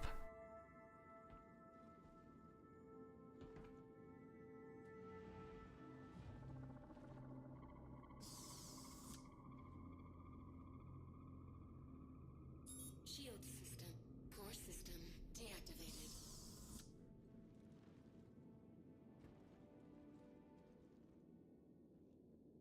Ooh, we do have a Prowler to potentially salvage, though, so...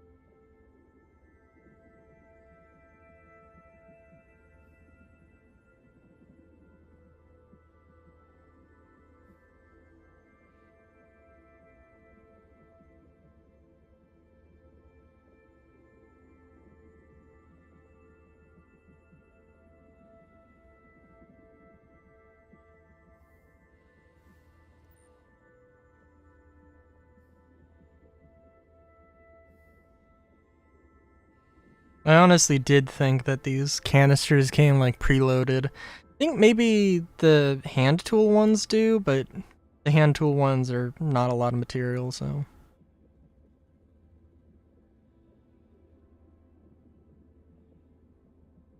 They're good for fixing pipes and mission objectives, but otherwise...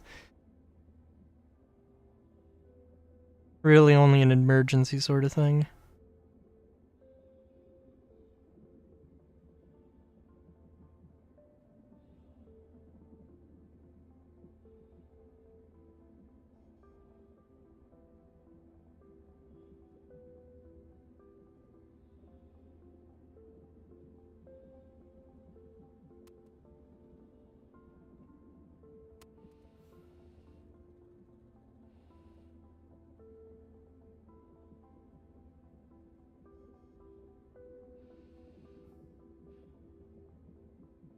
You think this is gonna be enough to fix up my engine so they don't explode in 5 minutes?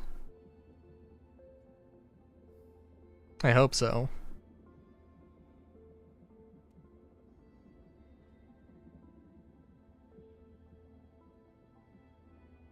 Honestly, it will be nice to, when engineering is in, and you actually have to be, ah shit, okay, hang on, we're out of RMC, or we're out of repair juice.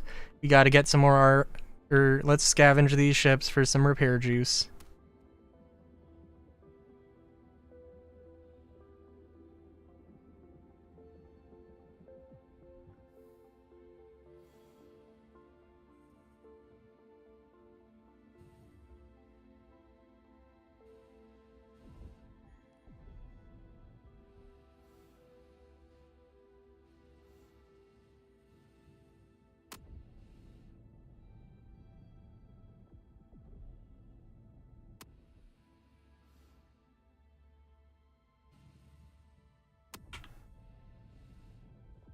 Don't tell me I can't repair this.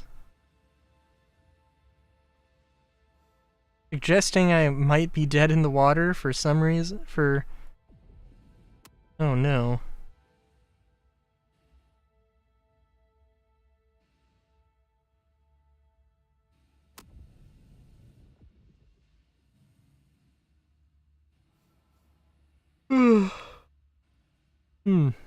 Well, I guess we'll just have to keep that in mind.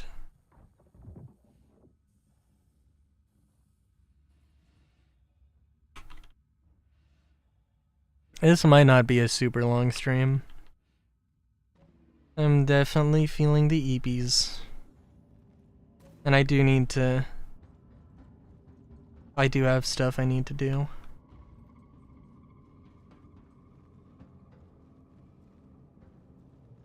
I need to, like, I am extremely pessimistic about the wolf weapon kit thing.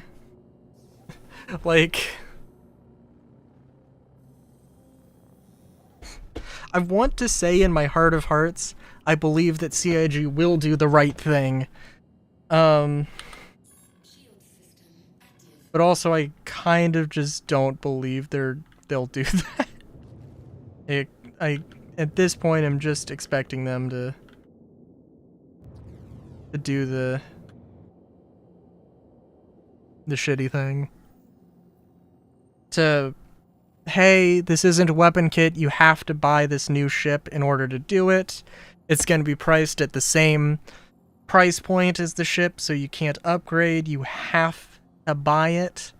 Or melt it for store credit, I guess.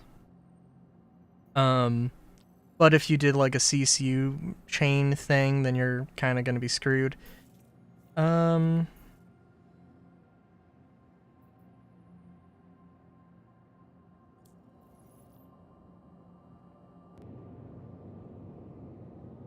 But actually, we're going to go to Arc L1. Because there's not as many people there.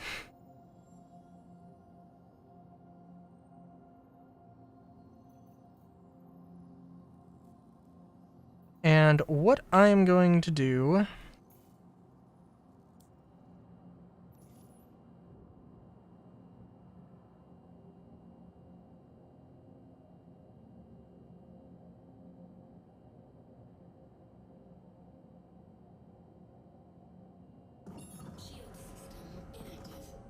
I'm going to park next to the station, and then take my, Pisces, land it, store all the inventory stuff.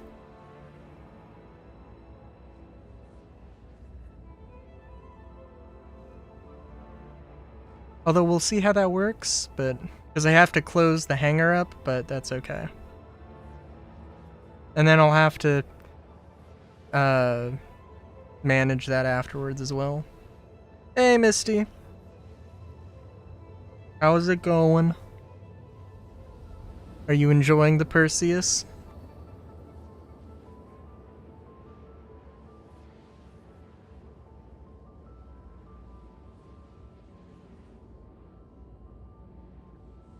Ah, very good, very good.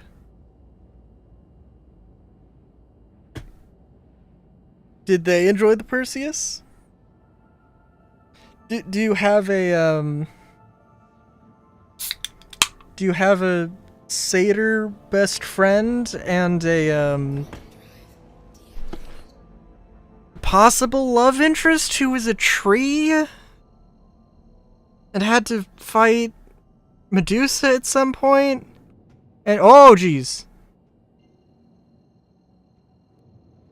Okay, somebody left her and trapped it there. And at some point got turned into a guinea pig and or pig. It's a Percy Jackson reference. It had a centaur for a mentor. Yeah, that's... Or a centaur for a mentor. Yeah, that's what we'll go with.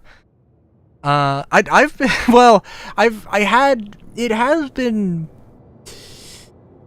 I have had better experience with Star Citizen than yesterday, but today's going all right. Have you not read Percy Jackson? I mean, honestly, fair, but also, like, yeah.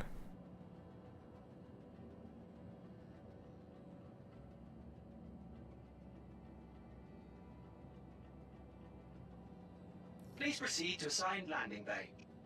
Docking request approved. Oh, I did say I was gonna just... Well, we'll see how this goes.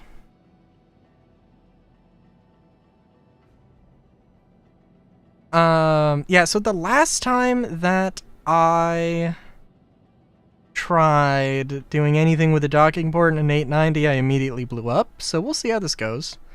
Hopefully we don't blow up. Hopefully we soft death. But we'll see how it goes.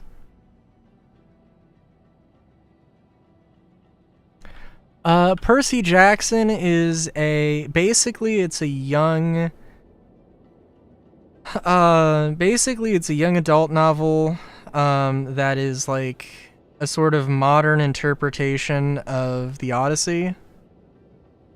But instead of oh my god, what was the guy? Odysseus? Instead of Odysseus, it's like Zeus's son.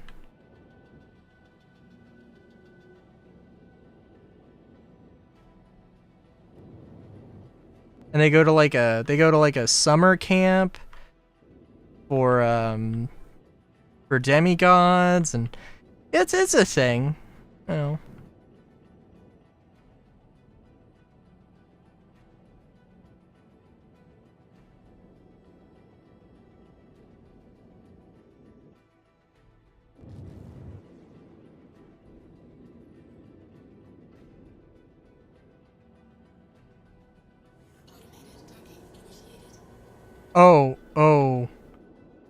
Oh no.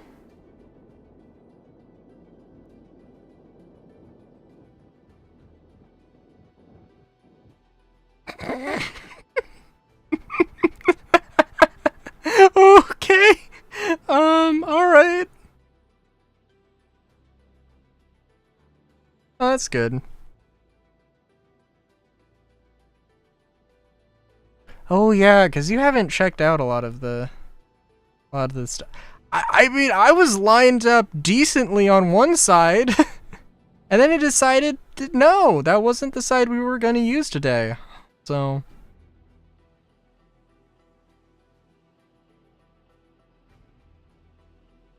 Landing complete. Have a pleasant stay. Engines inactive. Let's see here. Landing.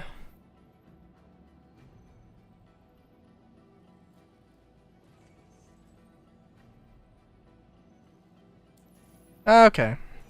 Quantum fuel 100%.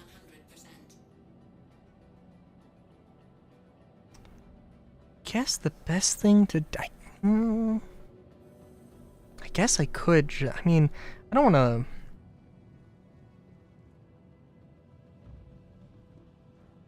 If if I take the Pisces and I dock it and then that messes up the 890 somehow, that's okay.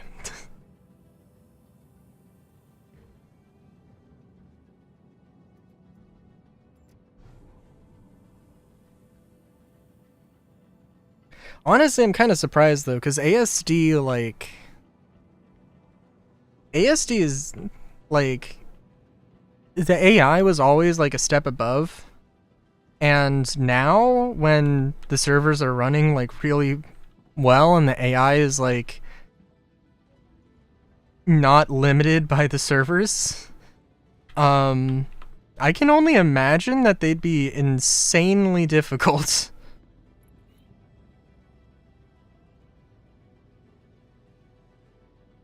Oh, okay.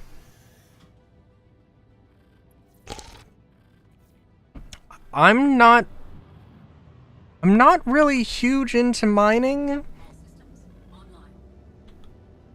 And the only reason I would care... Oh.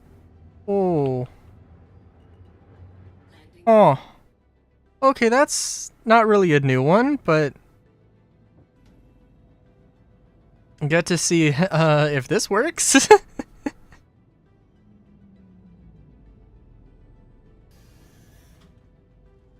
Oh, you do respawn at the facility? That's interesting. I thought that wasn't the case.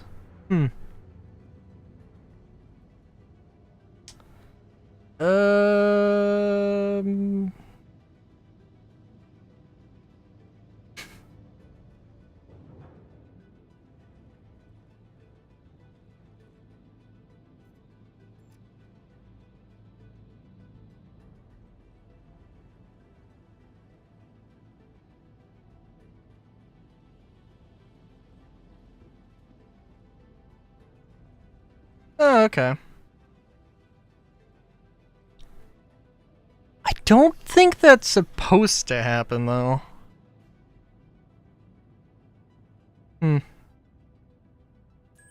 But I mean, if it does, then that's good. Because, yeah.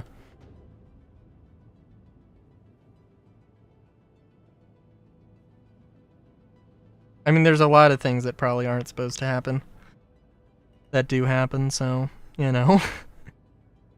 Engines offline.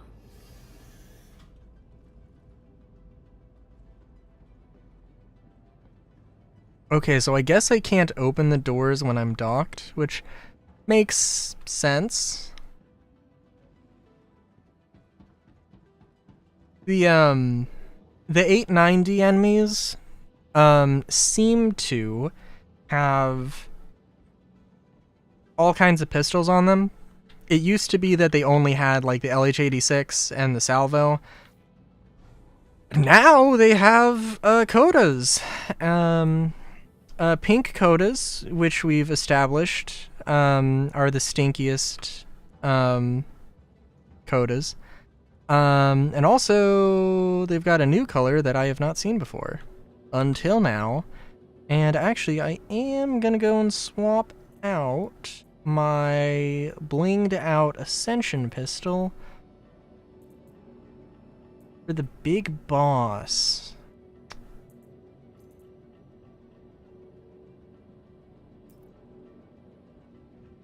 Very nice.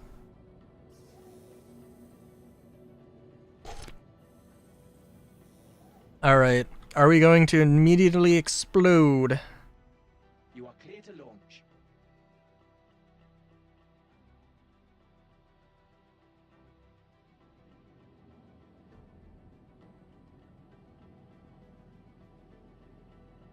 You are clear to launch. Launch procedure. Oh. Oh, it worked! Aha! Oh, gee, oh my god. Please visit again.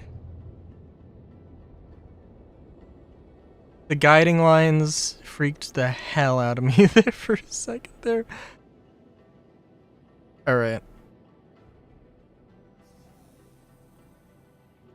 Because I do have to drop these, all of these fine weapons off. I got an Arclight Executive Edition, which, is,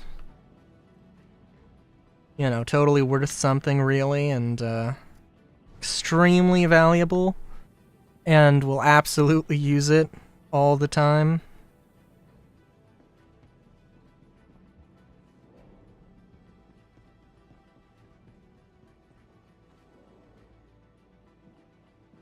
I do want an 890. Oh my god.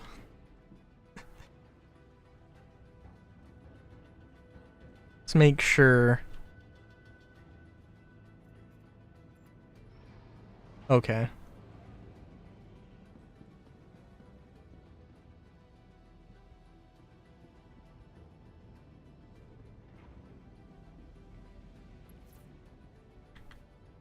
I would say like, oh, I gotta show off the big boss, but also it really isn't like super special.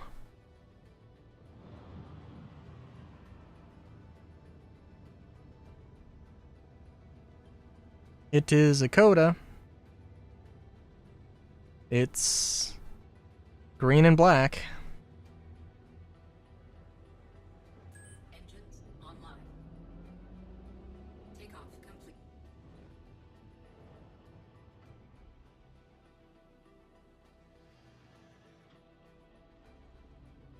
They will use the item they pick up like like all the others. When reality, the loot goblin will never use it. I'm using it right now.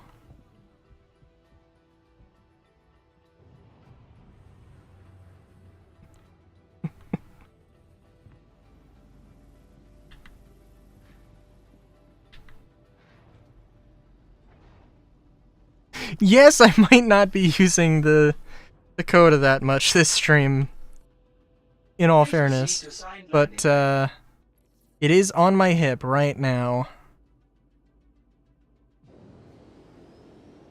Big iron, big iron.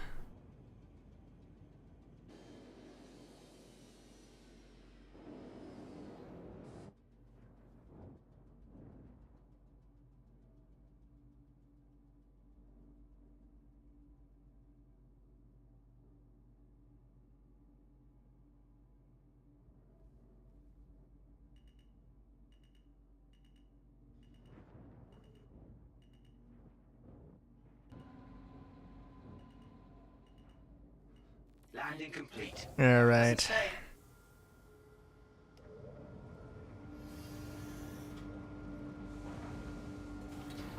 Let's see here.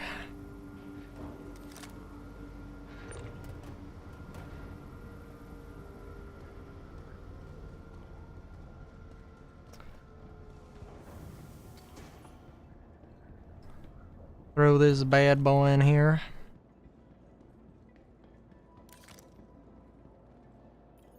Also, there's the LH86 Righteous.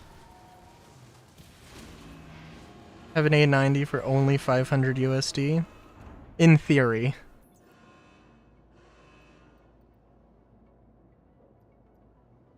I didn't think that the 890 was a limited haul, which I guess makes sense, but also I think it's a bit goofy.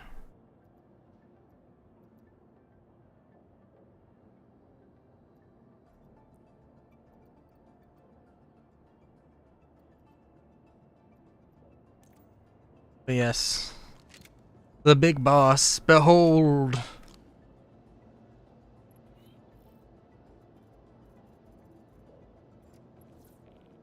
Behold its mint green glory. Ah.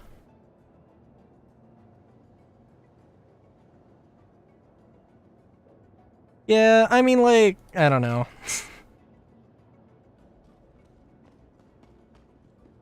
Fundamentally, I think I'm okay with the capital ships aside from the 890 being limited. But, yeah.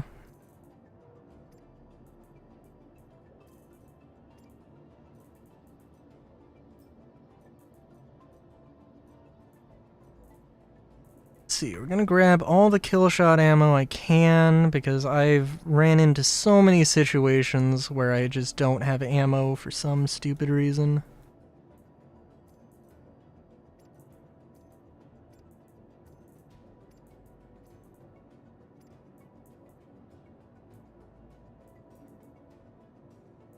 The Polaris isn't?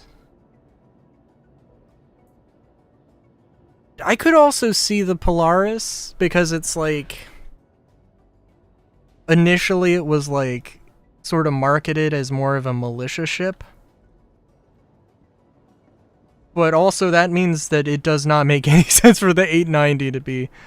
I mean, the 890 would have to be something like real special. If it was going to be limited.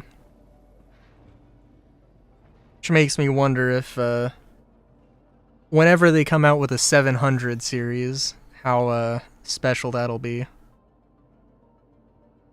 You are clear to launch. Takeoff complete.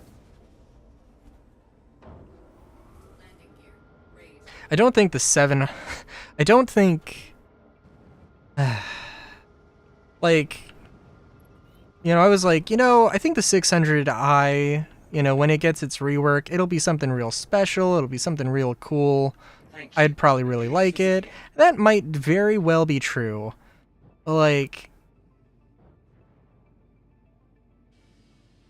I really like the shape of the 890. All systems offline. That was not the right button. It is true, I can name it. All systems online. I don't know, I almost would want to call... Like, I don't know, I think that... Unless I do win the lottery or something, the idea of, you know, I'm gonna grind up, I'm gonna get a Pioneer, gonna get ship crafting, and then get a... and then use that to craft whatever the hell I want. I think that would be good. I think that would be probably, to some degree, more feasible than saving up for an 890. I mean, like, if I do...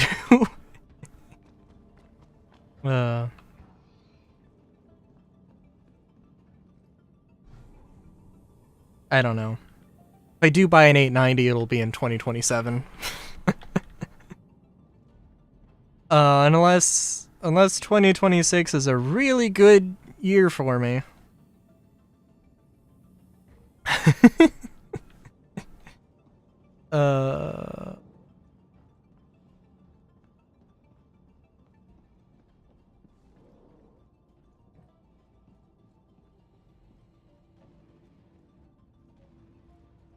I really want to get a Javelin and call it the Sunboat Soldier. I don't really want a Javelin, but I just want there to be a Javelin called Sunboat Soldier. In reference to a joke that Jeremiah Lee made in a Star Citizen Live forever ago.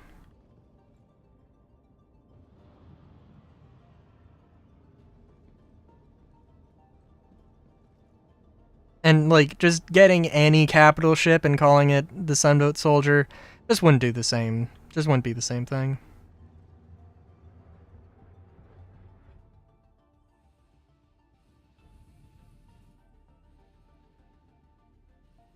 Wouldn't it be really funny if the gravity extended kind of comedically high over that platform?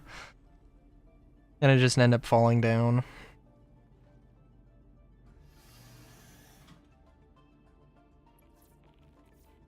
Yeah, so, you know, this might be a little bit more efficient if you had a second person, or if you had a crew to manage your stuff. You know, that's okay. Engines offline.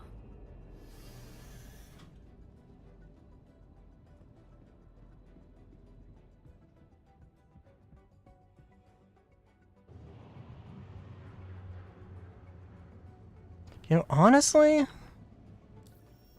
try using the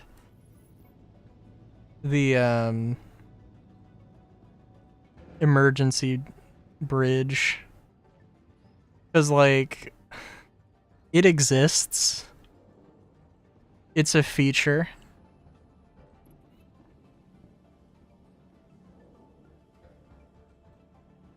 That very well might not survive a gold pass.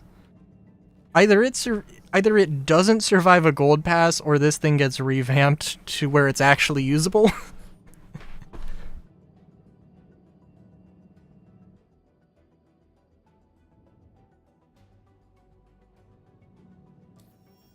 Who would have thought? Yeah, it's crazy. It's absolutely crazy. I mean, like, I cannot remember how well the Polaris flew, but the Polaris flew very well for a capital ship. Well, I guess, I mean, that was like my only experience with capital ships. The 890 also flies pretty good for a capital ship.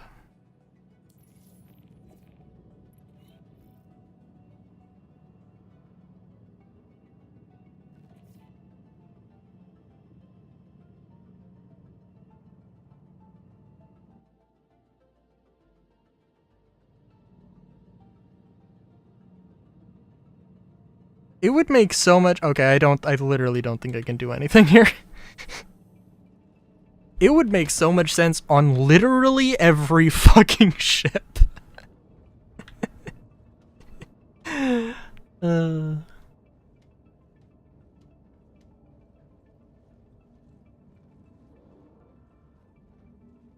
Just reminds me of a thing like in Halo where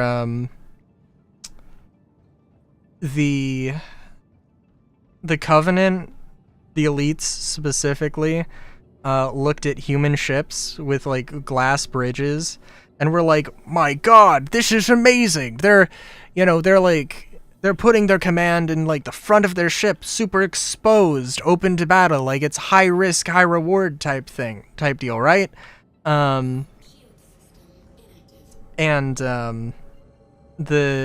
The humans looked at the Covenant and were like, oh my god, this is so much...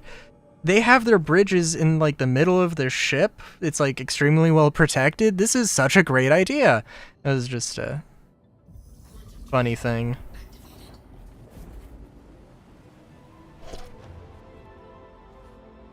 And I love that dichotomy.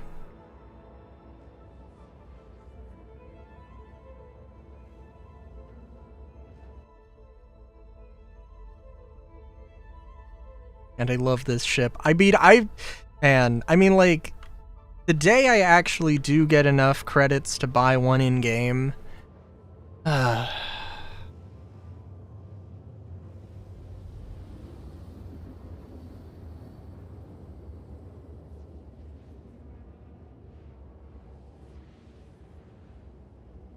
it'll be so nice. And also actually probably not as nice as I think.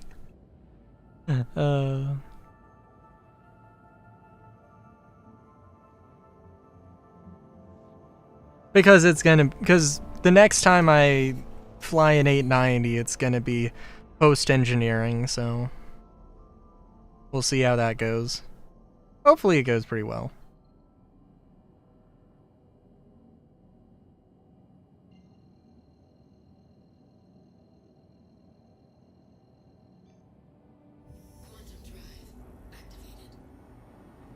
That's good. Yeah, it's like... I don't know. There's the DPS calculator, and maybe I just shouldn't say, but DPS calculator has, you know, a giveaway ever so often, and this time they have a clipper for it, and I'm like, yeah. If I did get a clipper, like, if the clipper had come out, like, you know, like in my first year of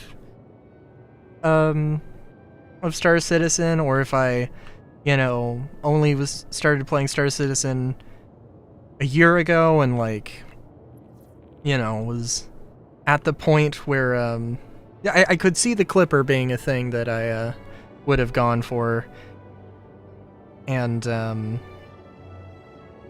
I guess in all fairness, I probably would have spent less money on Star Citizen because I would have had one do-it-all ship, and I would have just struggled with it.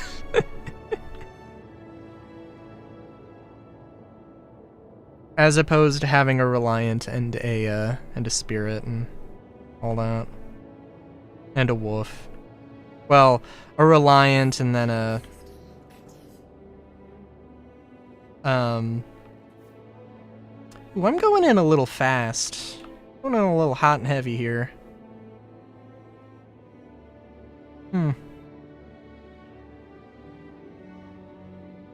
Almost like you have to be thoughtful when you fly a capital ship. Funny how that works.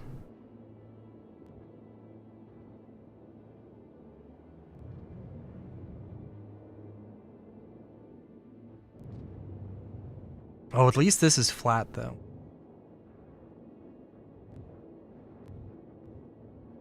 Well, hang on. Okay, give me a second here. Let me show you what why this is actually genius. Okay?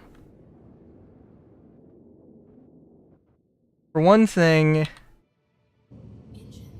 I did have an Anvil Spartan parked up here and it bugged out, so, you know, it's all floating around in space.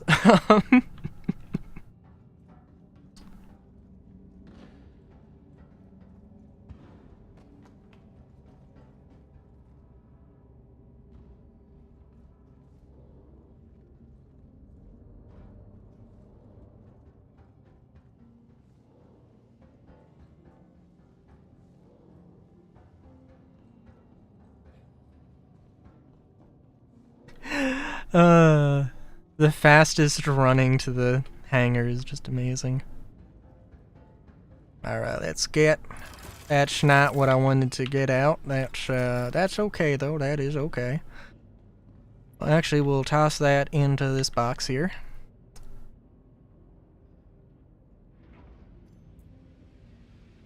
We got a bunch of spare mags with a bunch of,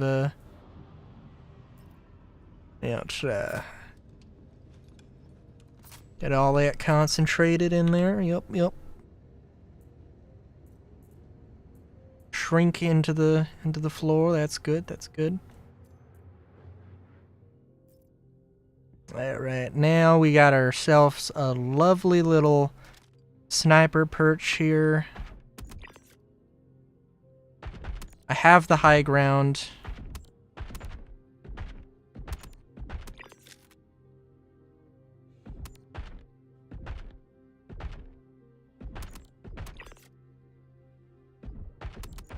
They're comedically out of range.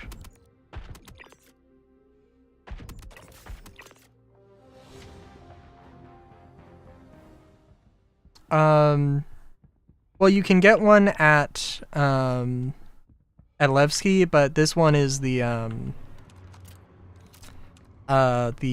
Citizen Con digital goodies package. Digital goodies pack.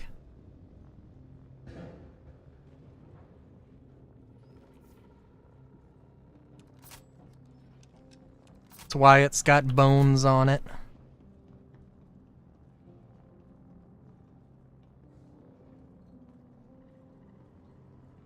It's got the bones. Anyway.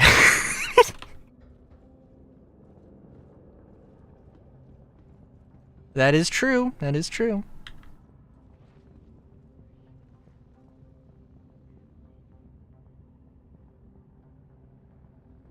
And also, like, it wasn't on stream, but I was, finagling all of the things to, so I had a ground vehicle and a Pisces, and I was I would have gotten a Reliant, but it despawned, so...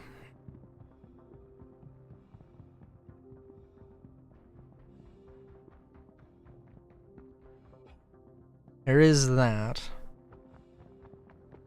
But yes, it was, you can actually walk, like if you land on top of the 890 and gravity, you can get to the docking port, or to the docking collars, without having to do any crazy things. Just gotta be a little careful.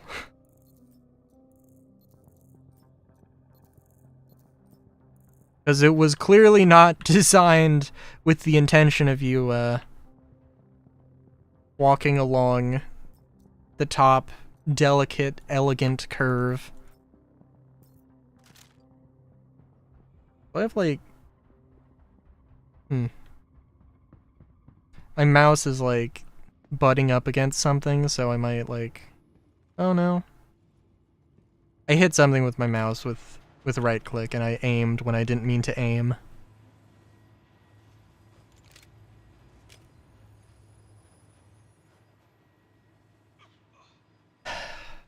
We do need more guns with bright colors.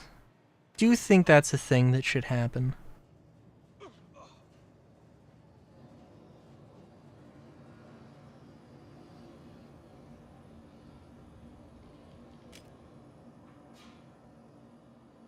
Gotta get that good, oversaturated cyberpunk feel.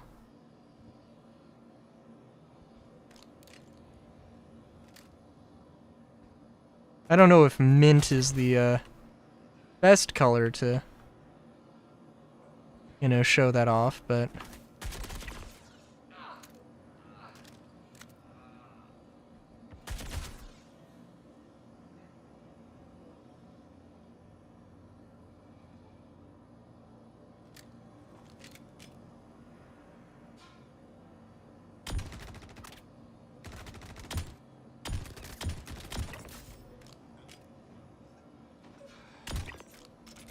That was, we're just not gonna talk about that.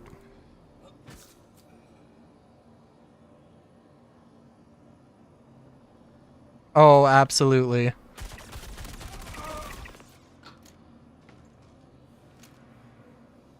I was a little sad that the lever didn't, like, take you all the way, or that elevator doesn't take you all the way through the ship. I mean, I like that it's a scissor lift. I can appreciate that, but, you know, at the same time, I mean, like, it would be a bit goofy if you could get on top of the Clipper, but also it would make all the sense if you could get on top of the Clipper.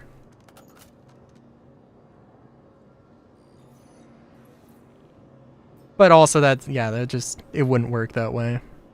The way it's set up, so...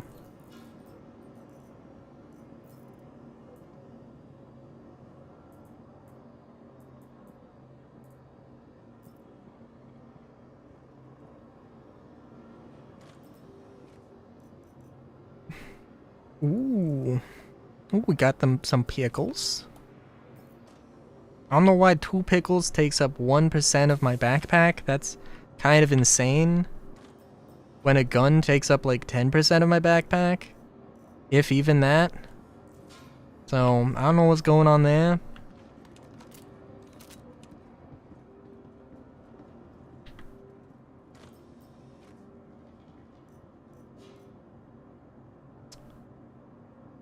You could just loot script now? Oh, okay.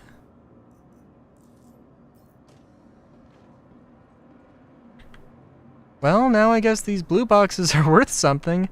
Oh, look at this jacket! Hell yeah! Why did I ever think those weren't worth it?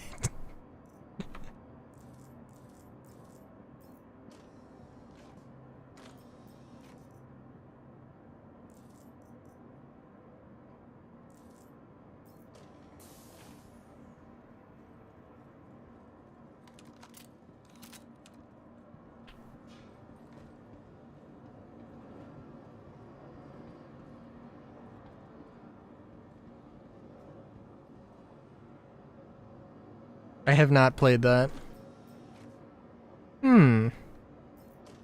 Submarines. I don't see the Clipper and think submarine, so I'm very curious what... Barotrauma. Let me look that up real quick.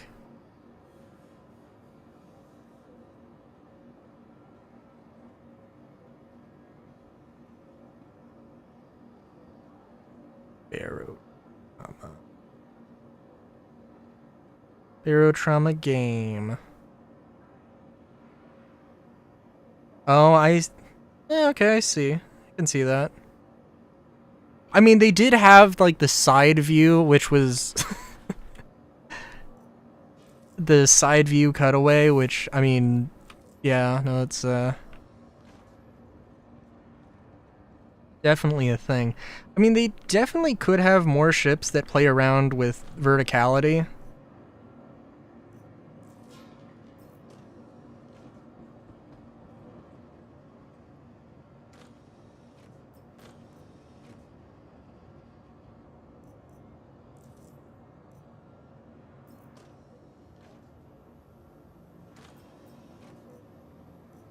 I mean, obviously, there is the Reliant, but, well, I mean, plays around with verticality in a bit of a different way. Also, there are a lot of Xi'an ships that, there was, like, concept art for a bomber, a Xi'an bomber, that, was completely vertical, and a few other Xi'an ships that were completely vertical, and we haven't seen anything super crazy come out of that, but yeah.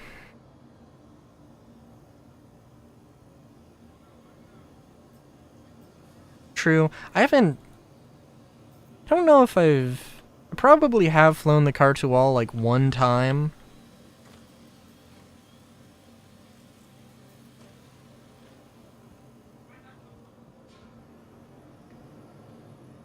It was probably alright.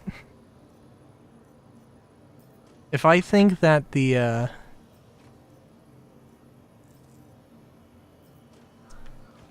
if I think the Wolf is okay, I'm sure the Khartoul is decent enough.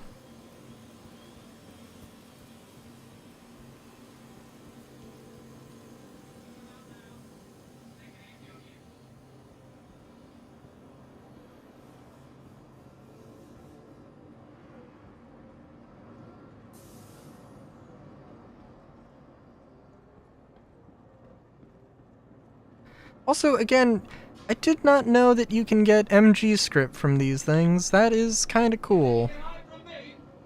Presumably also council script as well, presumably.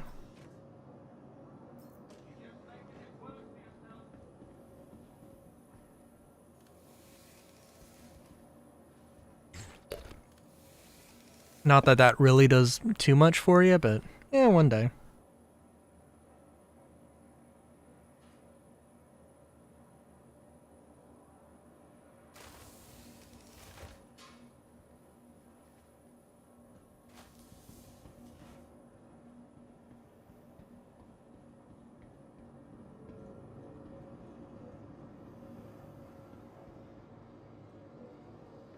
Also, I'm sorry. Hello, Morocco. It has been a while.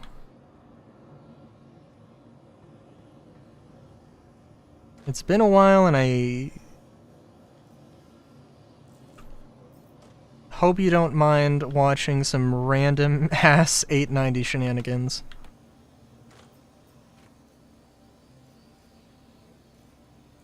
But I feel like I've maybe not exhausted all of the 890 shenanigans we could do, but, you know. I could see myself getting an 890 and very much enjoying it. Although they really do need to make... I mean, hopefully when engineering comes out, they'll rework some of the numbers. and it won't have a ridiculously low amount of HP. I mean, if it is the weakest capital ship, I am okay with that. But otherwise, this is a little goofy.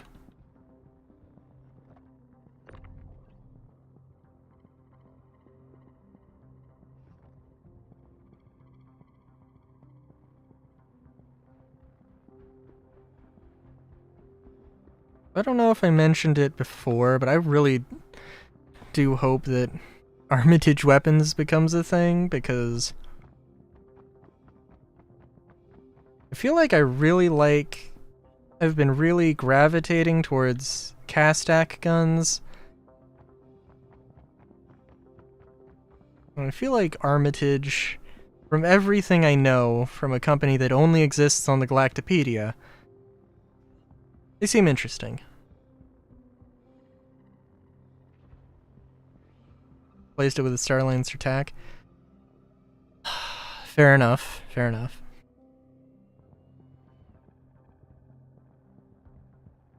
In my mind, the Starlancer attack is a thing I could go and get right now with the credits I have and probably be completely fine. But at the same time, I've wanted an 890 for so long.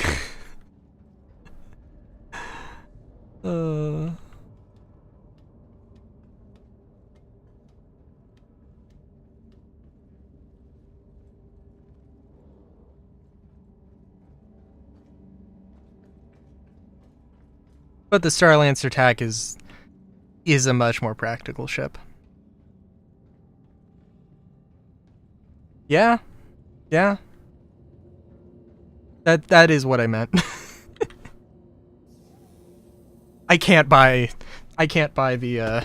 the Starlancer attack with store credit. Well, no, maybe. I would have to melt a lot of things.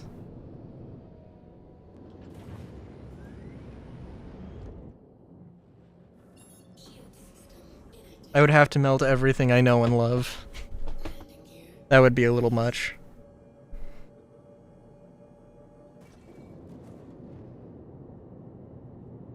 Yeah, the Starlancer attack would not be a terrible thing.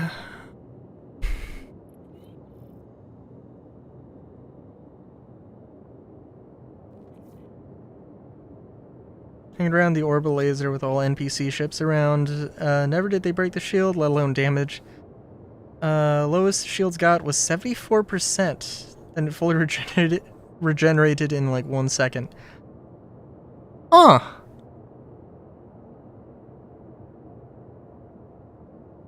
Well, that's good.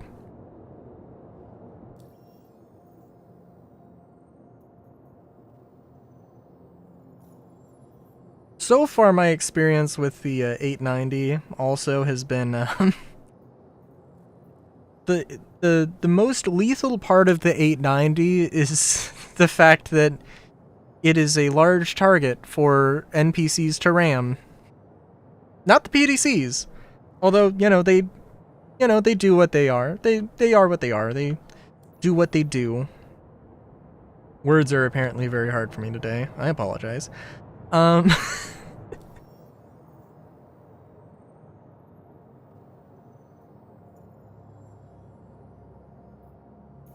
I didn't even know that there were NPC ships around the Hathor locations, to be completely honest.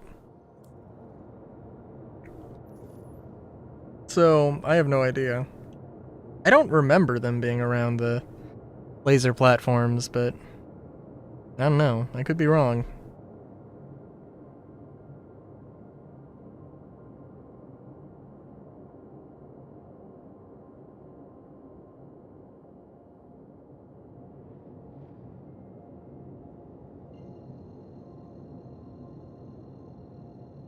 I think the largest thing that I have fought today in the 890 was a Prowler, which, yeah,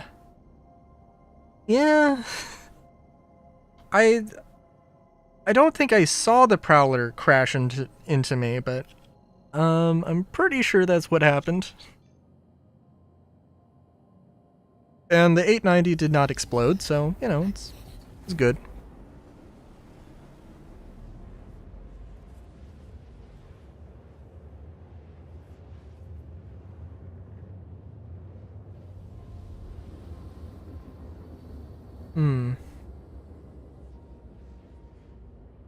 Okay, that's good. That it's nothing too crazy. Quantum drive deactivated. I am still of the opinion that, I'm still of the opinion that the intersect missions that you need to grind the rep and, in order to, do the QV station things, which I still have not done too many of. Yeah, I mean, like, I'm fine with those being, like, the difficulty they are. But, because it's okay to have things that are more difficult, but also it is, I don't want to do it. I don't want to do that at all.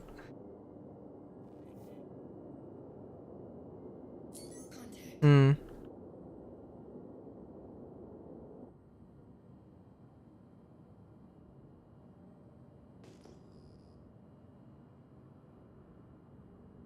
I don't want to do it solo. Let's put it that way.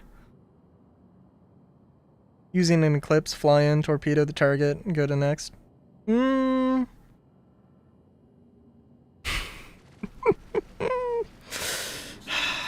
That's a really good idea. You know, well, it is a really good idea. I got a Andromeda to do it. I don't regret that because it's going to teach me how to be a better pilot. I say, definitely not with a gun to my head.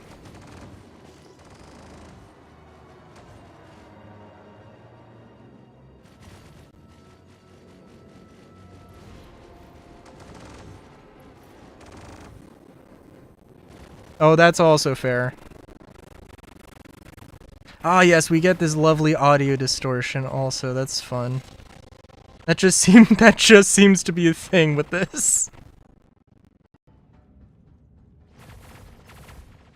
How? Oh my god. Okay, I have to, like, I basically have to stop, like, on top of this in order to be super close.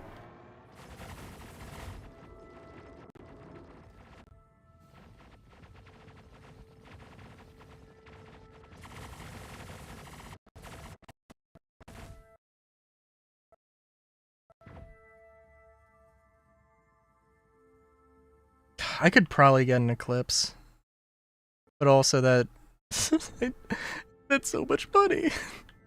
I'm at like 27 million, and obviously it was at like 36 million or whatever when I before I got the Andromeda. Door?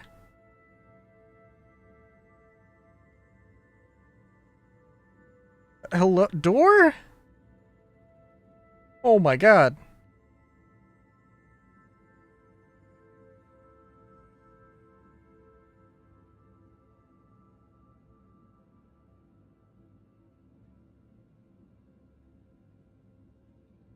This is very trippy with no audio.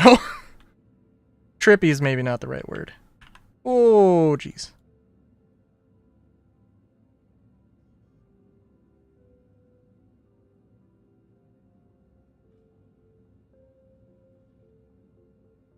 Nice thing about them all grouping up on the first floor is that I don't have to deal with them on the second floor. But I think there is still one enemy here. No.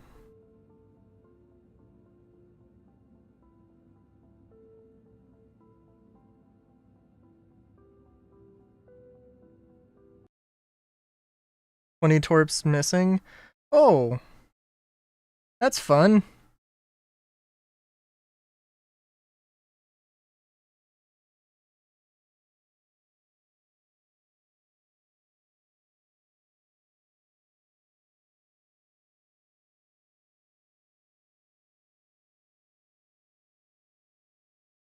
Ooh.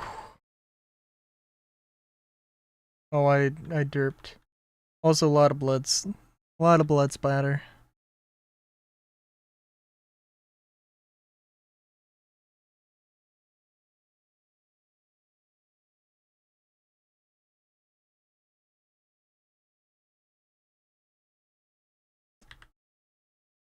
Well, shoot.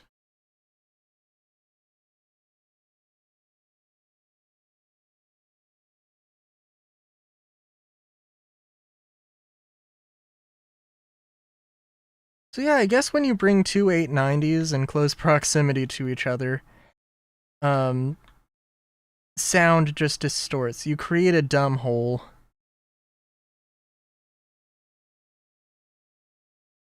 The audio version of a black hole, which is a fun thing. Well, not really a fun thing because you literally... I mean, I guess it could be a fun thing theoretically because you could play music as loud as you want, except you wouldn't hear it, so...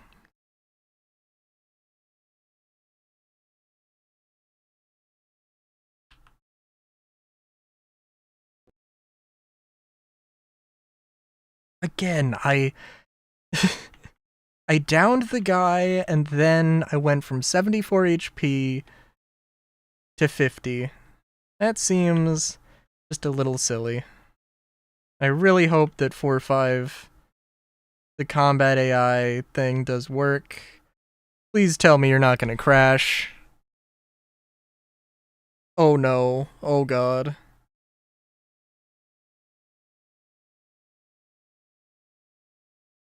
Please tell me this isn't internet cutting out.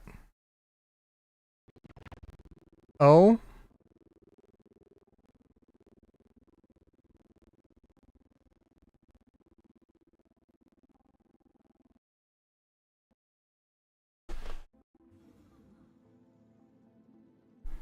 Having 40 size 5 torps on one ship feels diabolical. Yeah. Yeah.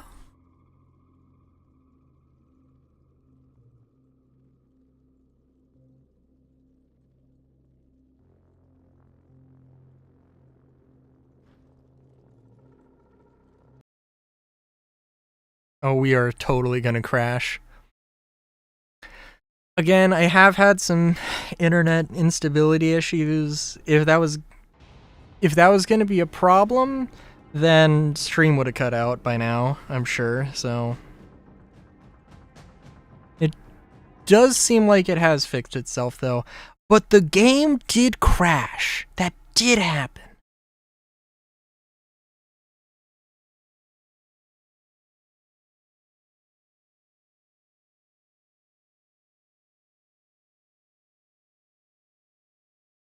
Alright. And the launcher still thinks the game is running.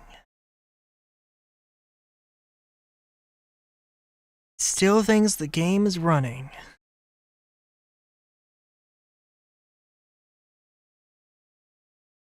It's okay.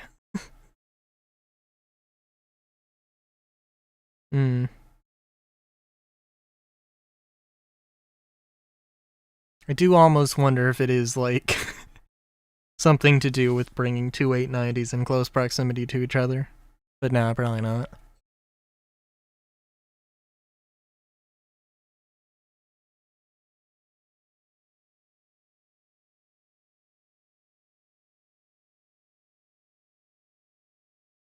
I really do want to check out the QV stations, but again, it's just a matter of... It is just a matter of getting to it.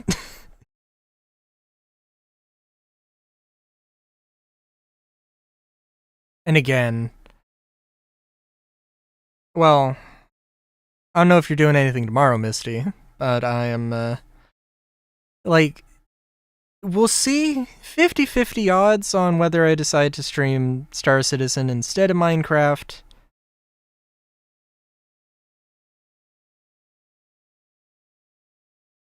Oh.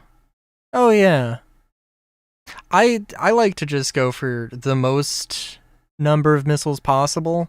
I don't know what the economy of scale is. Like, how expensive is 4 size 1 missiles as opposed to one size 3, but yeah. It all depends. Maybe it doesn't. Maybe I really just want to play Star Citizen. It all depends on if you can swap the guns on the wolf. If you can get a weapon kit for the wolf. If you can't, I'm going to be screaming a lot. Probably not, but maybe.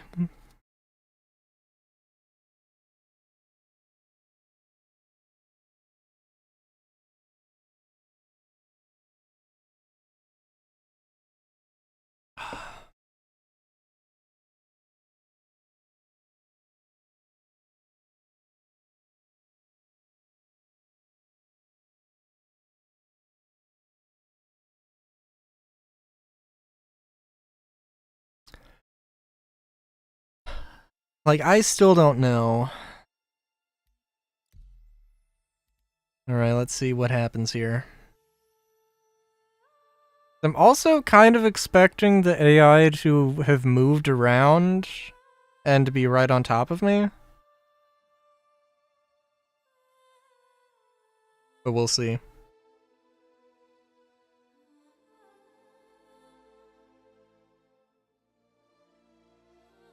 Oh, but yeah, I do like the fact that the Clipper is a little bit of a missile boat.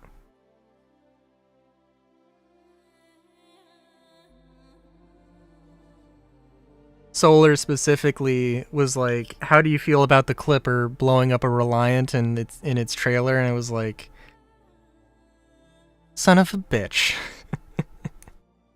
Well, now Misk has to step up, make a generalist class ship.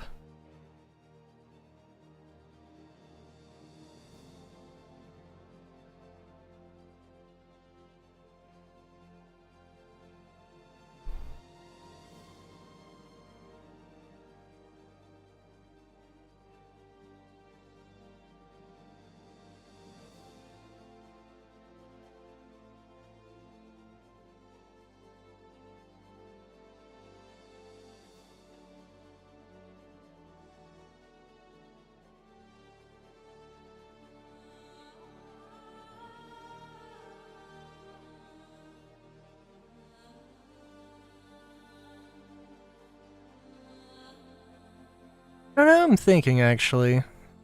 Just like ways to make things slightly more efficient, which this wouldn't be slightly more efficient, this would be slightly less efficient. You know those like cargo container house things? Where, okay, there's a thing where like they take a cargo container, they put it at like a 30-degree angle,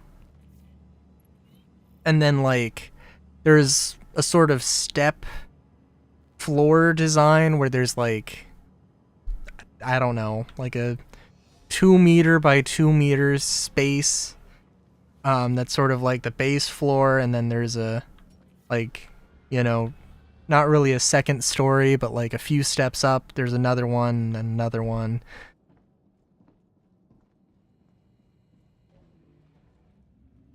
Also, oh Jesus.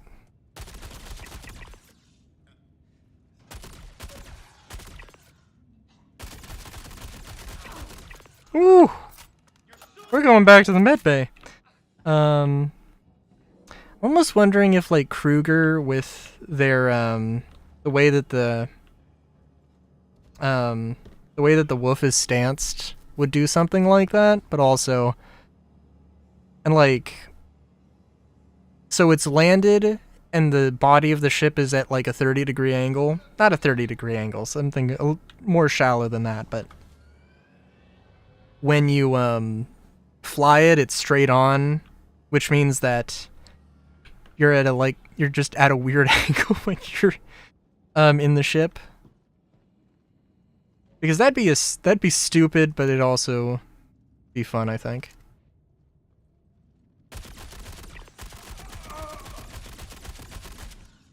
Okay, that guy's okay. Yeah, okay.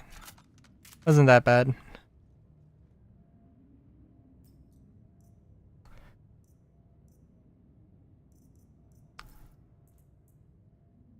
Hang on, I should get MS Paint out to better illustrate the what the hell I'm talking about.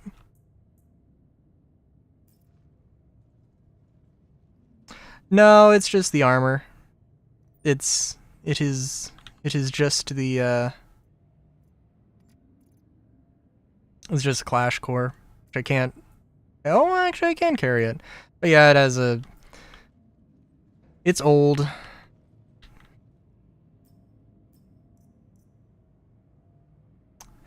Another exec. I think I got my other Arclight executive off of one of the enemies, but I could be misremembering.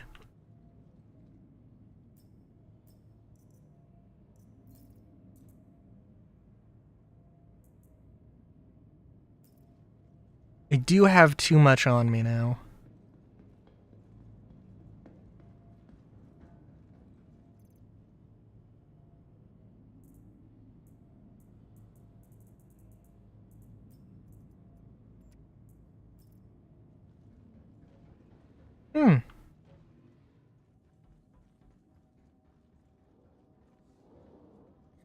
I always have to wonder if sometimes it's just a bug or sometimes it's intentional.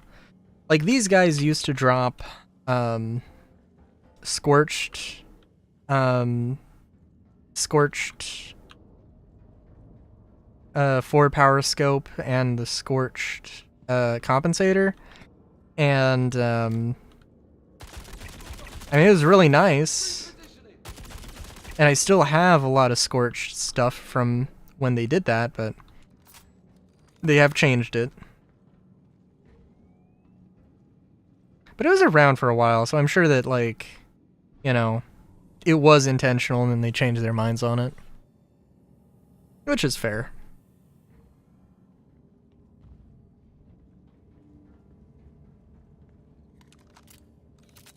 Now I'm half expecting my 890 to have despawned.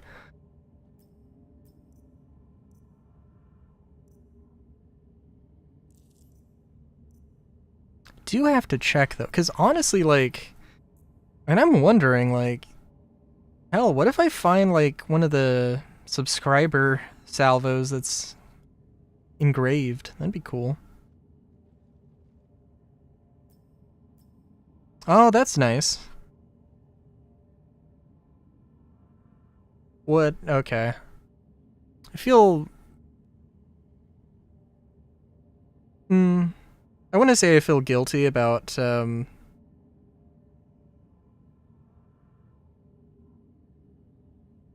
calling out like every every typo, but also sometimes it is unintentionally funny.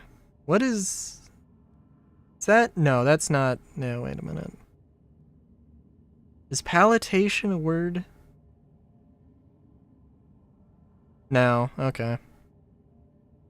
I don't think it is anyway, so.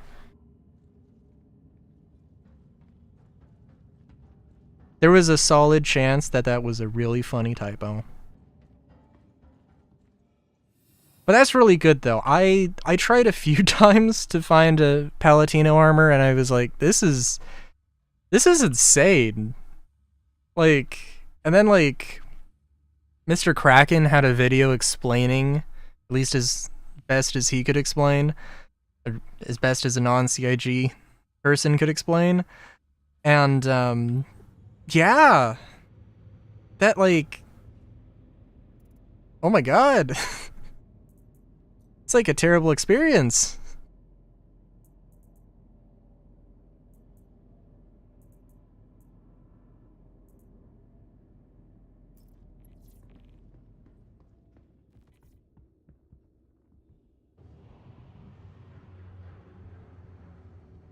Maybe I'll have to go to try and check it out.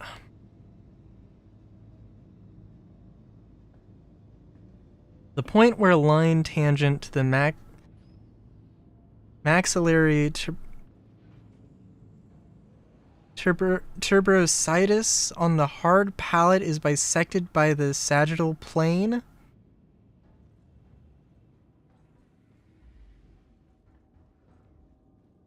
Huh. Good to know. Good to know.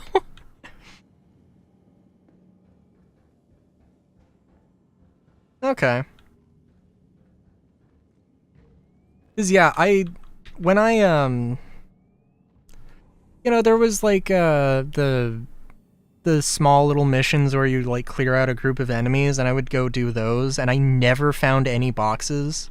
This was before the thing. I don't know if they changed the loot between then, but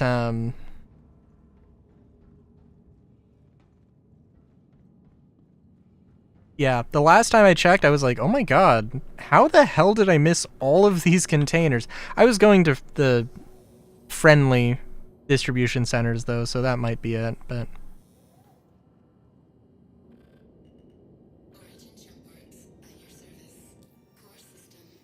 Oh, of course we could. I could pick up my, I could pick up a ground vehicle and take it over to a distribution center. Oh, it would take a hot minute. We could do that eventually, but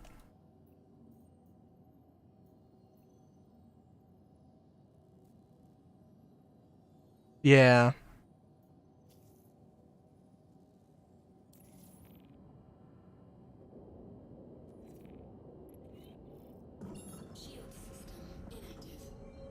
I really probably should get a ground vehicle. Yeah.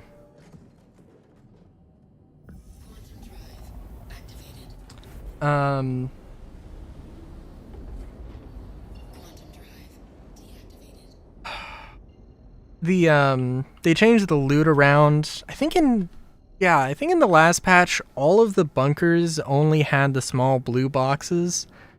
And now they are varied. The hostile bunkers do have the white boxes that have armor and weapons.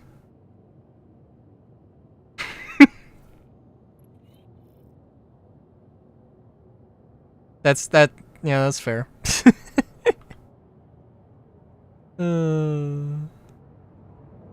Trying to jump to a ledge to get an orange box, missed, fell on top of another orange box. Well,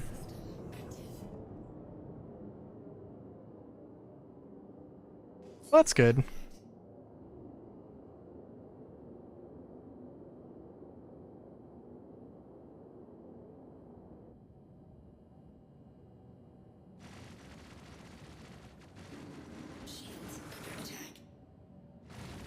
So, I mean, I guess I like the idea that that you do have those, like, rare item boxes, basically. I mean, obviously it only applies to armor, or so far it's only really applied to armor.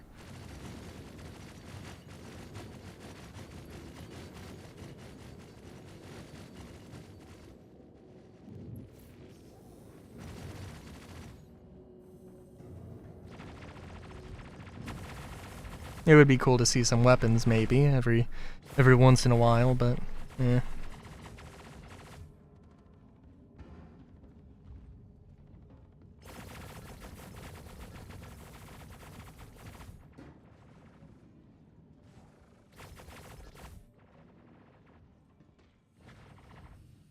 It'd also be really nice if it was, if we had Starware in, and, like, if not Starware, you know, the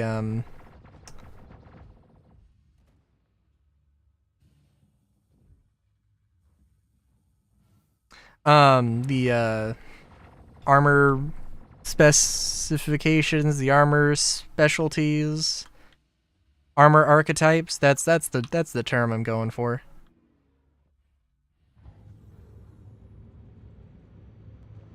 Oh hey, you mean like was it the big boss? Like this Coda? Seriously? Hiding? You're just being difficult now. No, this is gonna be fun. Spend all day hunting you down.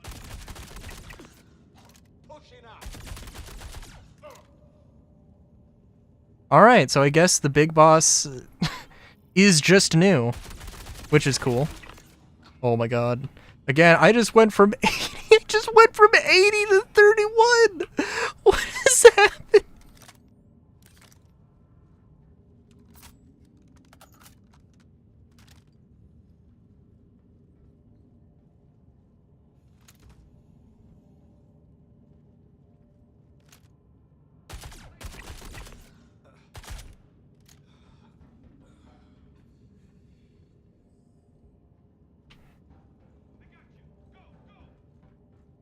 Also had really bad luck where I don't think I've ever seen so far this entire patch. Oh geez. So far this entire patch, I'm pretty sure I've never seen them in this bottom floor. First floor. Spa pool doors.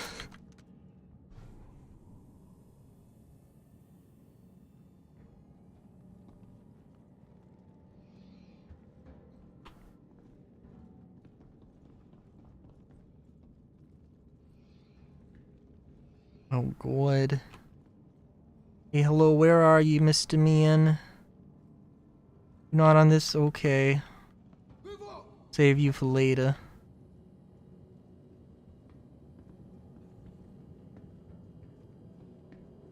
See you at the company luncheon. Oh, hello there. Goodbye. Oh, jeez.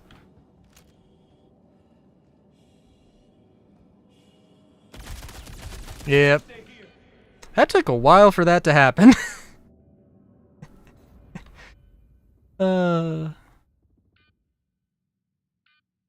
I was out of... I think I was out of med pens.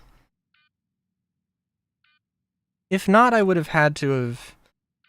I didn't have any on my hip, so...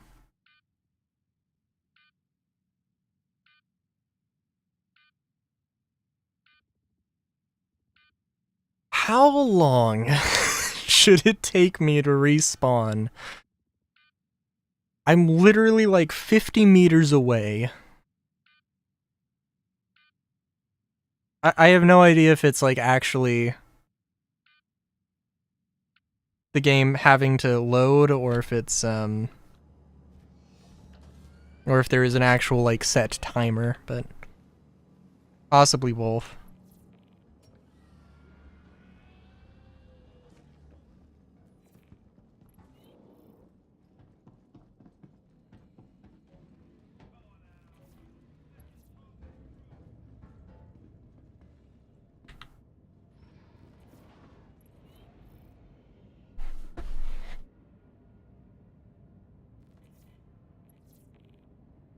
Yeah, no, I mean, if there's more stuff like this, I am curious.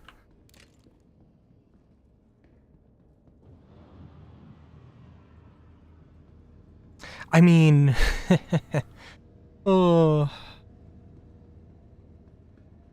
I mean, it's definitely a pleasant surprise when they give new color variations for stuff. Although honestly, it would be a little bit more appreciated with like armors, I think.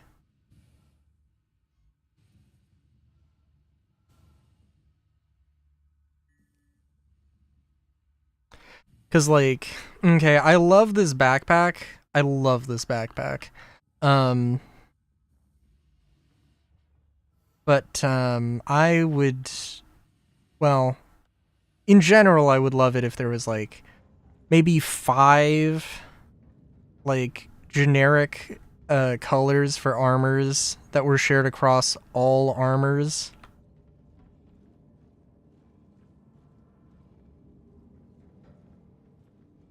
just so you could have an easier time matching stuff. Oh, hey. Oh, of course it was... Of course it was here. Good lord. Also, I've never seen an enemy in here, which is very strange.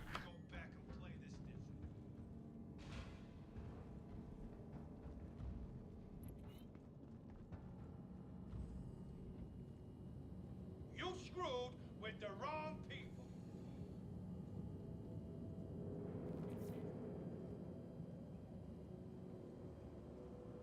To hell with it. So I can't remember how many spawns.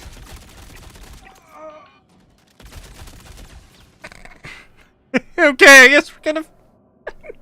Jesus. Alright.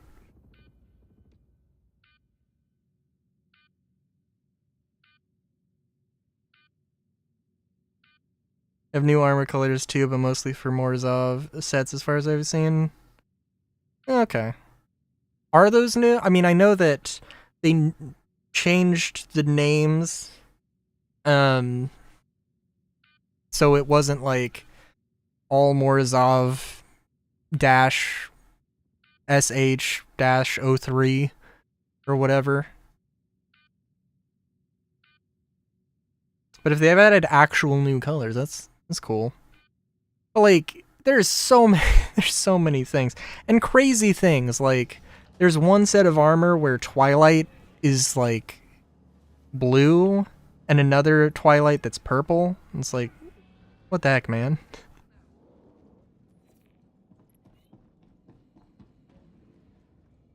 Also, I forgot to check. I don't think...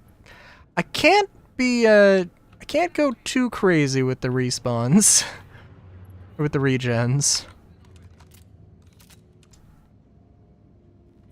But also, my god, yeah,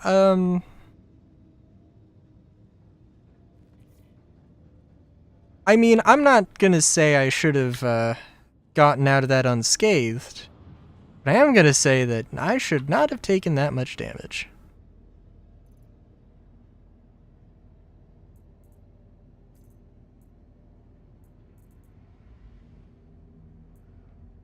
Which also does make me kind of want to try harder a little bit. But, you know, it's, oh, I don't know how I did a little super jump.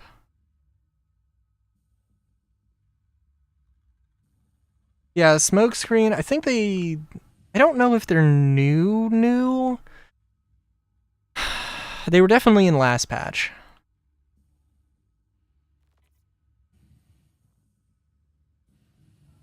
Smokescreen, Vespers, Spite, and Spitfire. I don't know, maybe... Yeah, I don't know. Because also, like... Oh, yeah, and the Pyro versions. But yeah. Oh, also, like... oh, also the ability to paint the armor. I mean, that's what they... like... I don't know how everything is set up.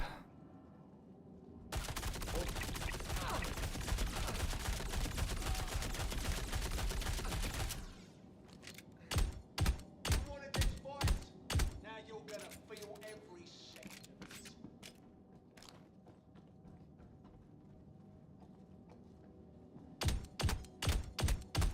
it. Okay, I got that out of my system.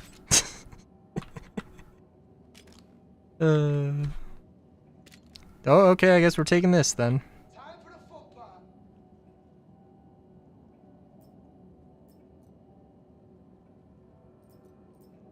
Let's see what you've got. Guess I have a lot of grenades now. Which, you know, really isn't a bad thing.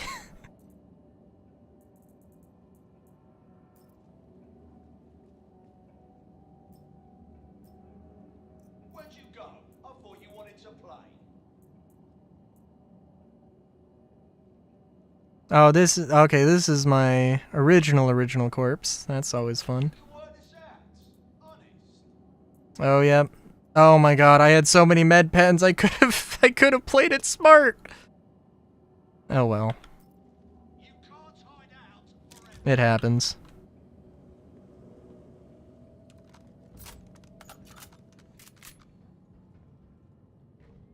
We'll let them get away. So I said it before, but like, I will keep saying it because I really want it to come true.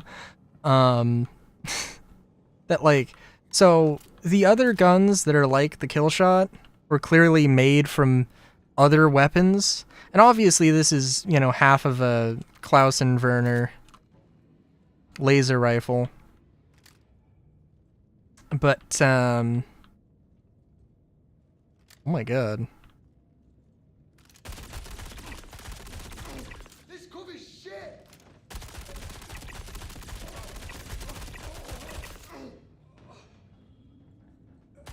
But the ballistic half of it, as far as I can tell, is something completely unique. And I assume that they probably did genuinely make this, like, for the sake of making the kill shot, but I really would love to see a ballistic version of, you know, of just this.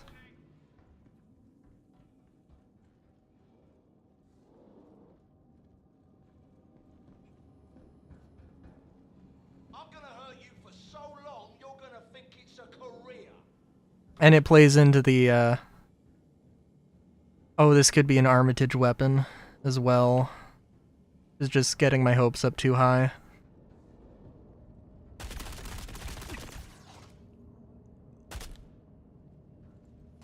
Way, way too high.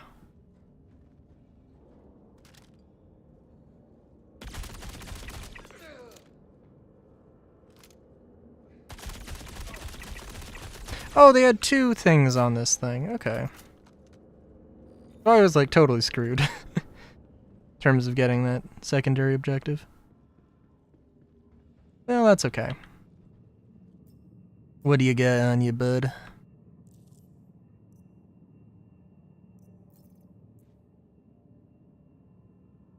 BR2 shotgun because it looks like it doesn't have as much spread as it should. Yeah, the BR2 is pretty solid. I mean, I don't follow along too closely. But the Prism definitely seems good. Hey. The Prism seems good. The Volt shotgun. The BR2 seems good. Everything else, you know, the Ravager's also decent. Dead Rig's also decent. I haven't actually used the Triple Down. But from what I've seen of that thing, the shotgun pistol, yeah, that is not good. Unless you're in melee distance, in which case, so,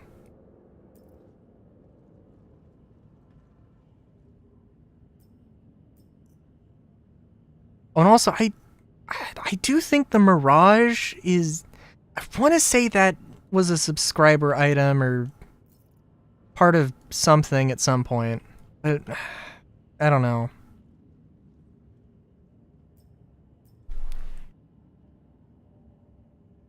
I don't have a subscription, and I probably never will again, so, you know.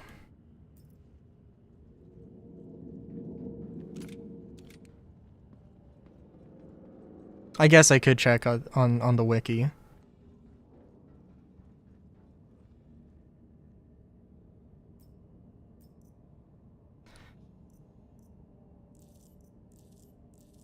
I really hope that there isn't just the big boss. Like, it would be nice if they added a few more colors.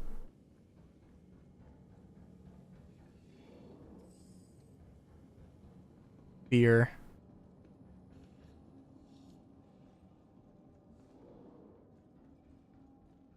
Honestly, same.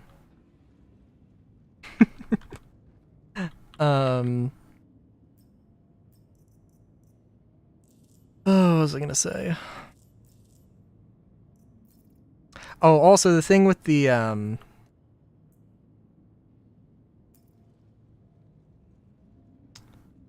thing with the paint system is that, like, it would be a completely new system they would have to make. I mean, there is the hex code system, which they did make and they do use, as far as I know, for ships. Presumably they never made it for weapons. Oh geez. No, I would let's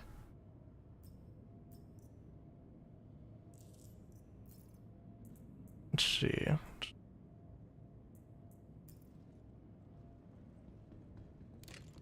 Yeah, I don't know. I mean, like, because the thing is, like, Warframe has an entire system that, you know, like, there are community contests. Like, hey, make this armor, and this is how you make the armor, and how you map everything so you can just set up custom colors with it in-game. So, like, it's definitely doable. It's just a matter of setting everything up, and probably, honestly, converting literally every item in the game to using a new paint system. Which, well, I don't know. They might not... It might be a post 1.0 thing. I could definitely see it being a post 1.0 thing. And maybe them having some placeholder thing. Some placeholder thing when they get the guild stuff in, or the org stuff in. Also, hey, Ebo, how's it going?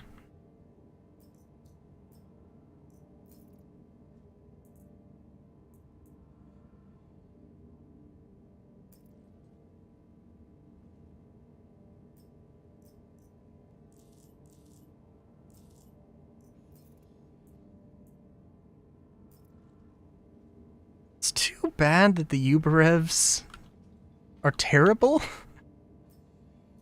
And I don't want to use them ever. Because, well, I mean, let's see what this looks like.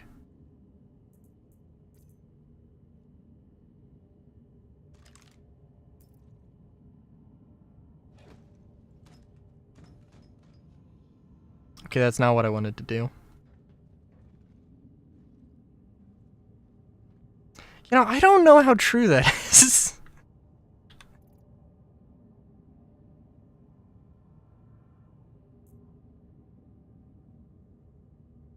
Them not focusing on Star Citizen. I mean, like...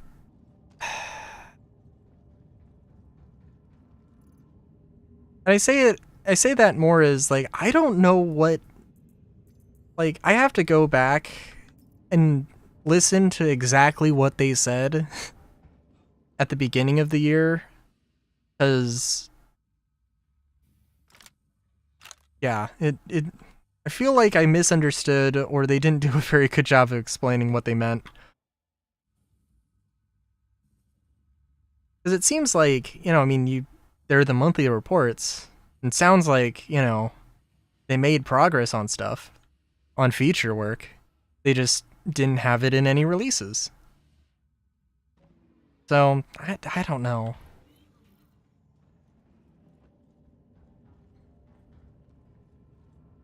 Yeah, which is like, yeah. But it also sounds like there's a lot of stuff that did actually get some work done.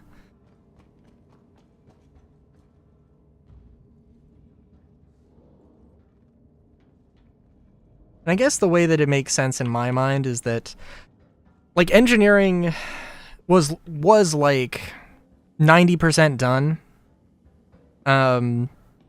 Well, okay, maybe it was like 100% done, in terms of it being built, but in terms of actually integrating it into the live build was basically, it might have been at one point, like 20% at, December of last year.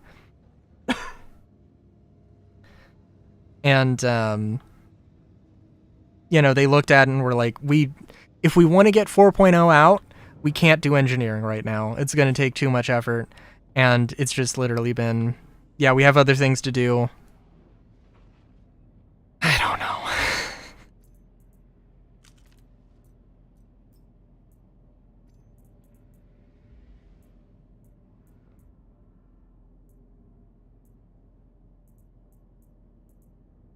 It's also hard to say, like, it's hard to feel like, oh, their main focus wasn't Star Citizen when they just haven't talked about Squadron at all. But also that makes sense, so.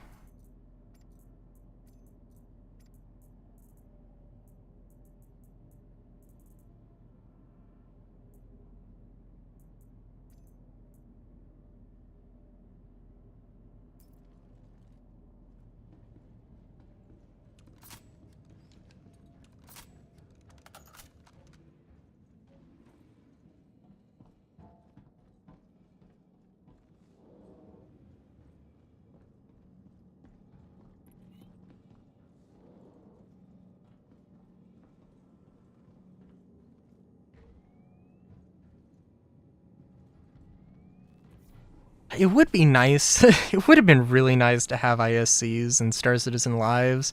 And just like, if they were like, hey, 2025 is going to be a slow year in terms of, like,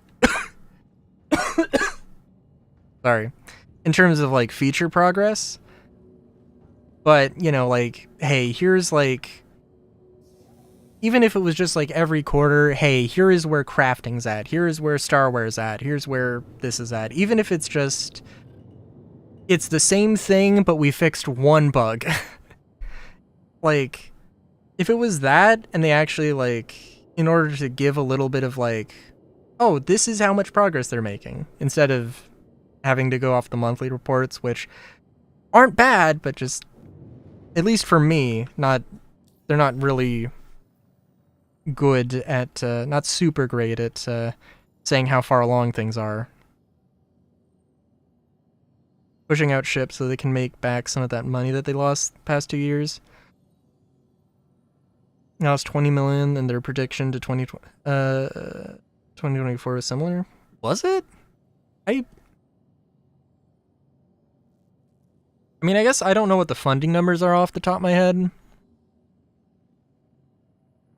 I thought that, like, 2024 was, like, the first year where they, like, didn't make as much money as the last year. I mean, they definitely focused on, because the thing is, CIG doesn't, and, this is, like, the thing I've heard, and the thing that seems to be true in my mind, CIG doesn't make money off of ship sales. They make money off of when a patch releases. The fact that they have a new ship to sell every patch this year definitely helped. But if they had released half of the ships, they wouldn't have made as much money, yeah. But it probably would have been a very good year still. Sure.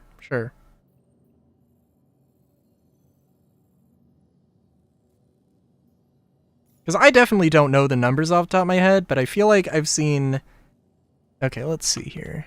I feel like I've seen a lot of charts on Reddit that are like...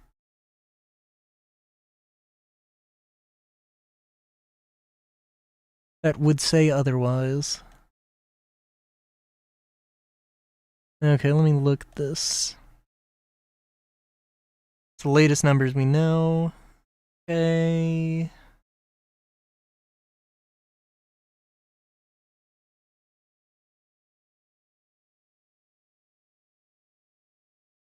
Hang on, let me read this, but Let me bring it up on the thing here. To just drift off into space.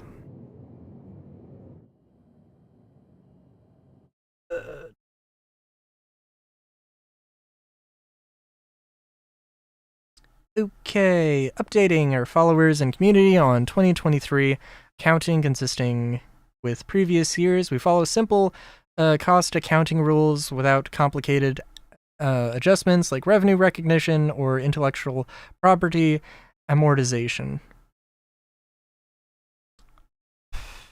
Let's see.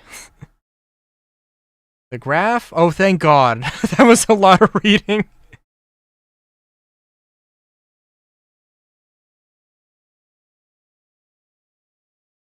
Let's see.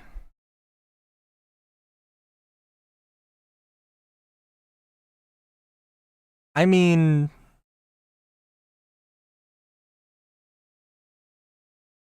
well, we don't have numbers for 2024, right? Or don't have official numbers.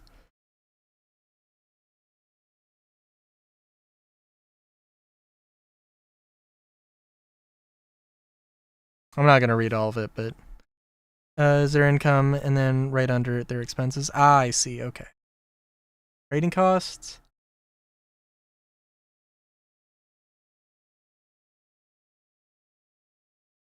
Ooh, okay. All right. So their income gets better, their costs also get larger, and they don't actually. Oh wow, okay.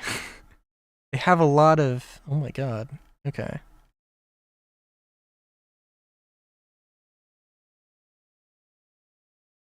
All right. So the income has fallen behind the rising operating costs, basically. Yeah. My thought, my personal thought, my hope for 2026 is like, I don't hate what they're doing necessarily. I just don't think that 10 patches a year is going to be sustainable. There's so many things that are just broken or don't get the attention that they need, or things like there was supposed to be the Apex Valakar, the regular Apex Valakar, as a part of the Hathor activity, and they just didn't have time to get that working, so they just cut it and they haven't added it back. Which, I mean, honestly, maybe that one was a good call. Maybe the Valakar should be somewhat separate, in my opinion, but that's that's not what they wanted to do. So yeah.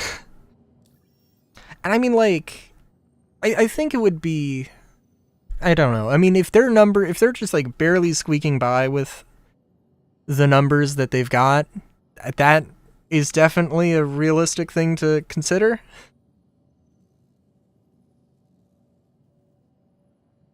Oh, okay. All right. Because I only am going off of the thing that Rich Tyre said in the CitizenCon thing. If that is the case, then yeah, that's different. Because I assume you get the cave, and then that the cave and the Valakar were both in the same thing, and I'm like, that seems like a lot. But if it was just to summon the Valakar, then okay, cool.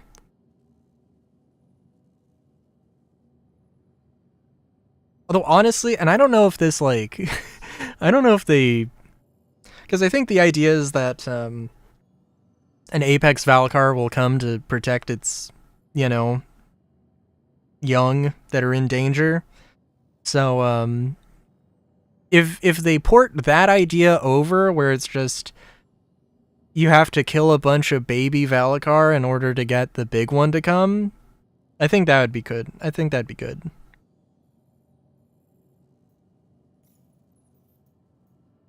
Nice, self-contained to itself, a thing you can theoretically go and do kind of whenever.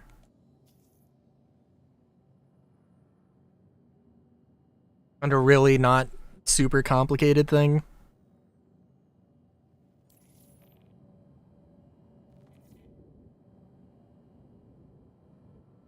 I don't know. They'll probably make it more complicated.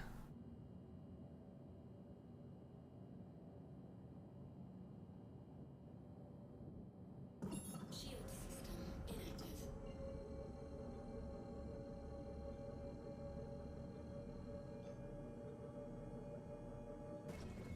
Quantum drive deactivated. Okay, I don't know what just happened, but...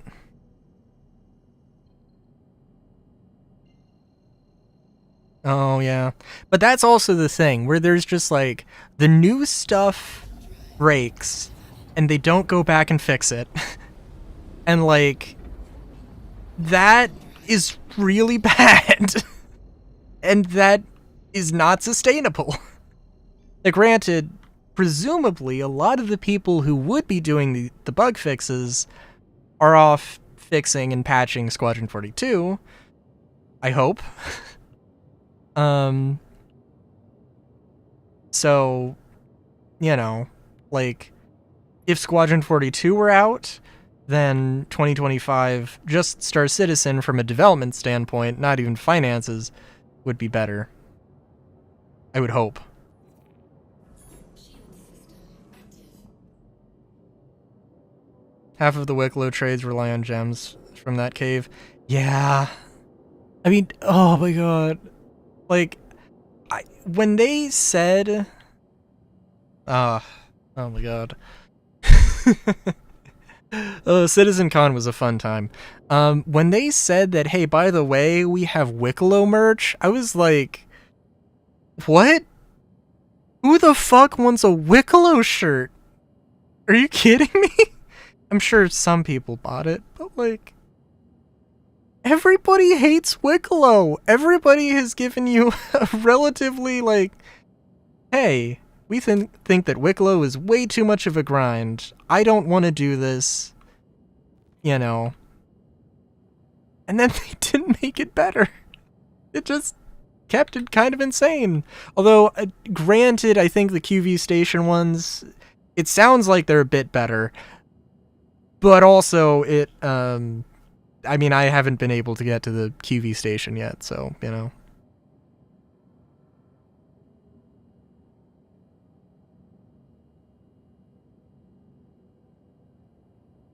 Contact. Also, I went out of nav mode way too quick, but way too early, but oh well. Shields under attack.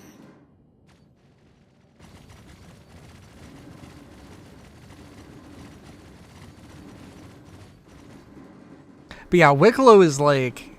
Wicklow is a huge example of like... what the hell happened this year?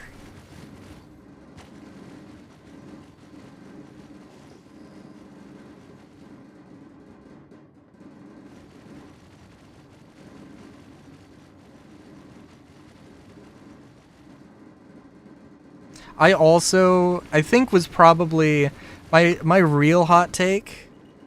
My real hot take, I think. Ever do Stormbreaker? No. I went to the first location. I went to the first location to get the Volt shotgun. I did that, and I left. Yeah.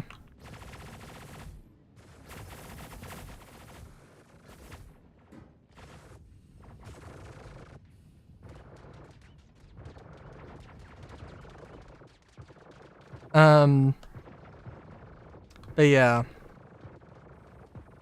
What was I gonna say? Oh, yeah, my real spicy take, was that they should not have released Nyx now. And, Oh,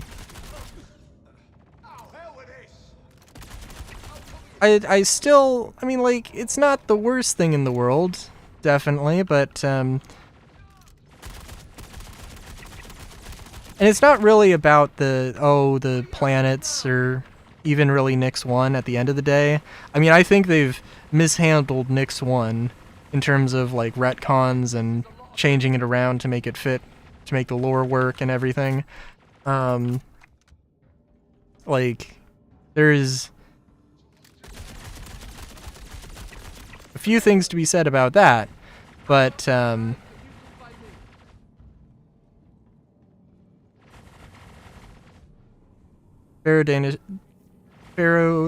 data centers are so overspawned. Run out of ammo before you reach the building. Oh yeah. Oh, the data centers? When I did it, well, I don't know if it was, because it was like when it first came out.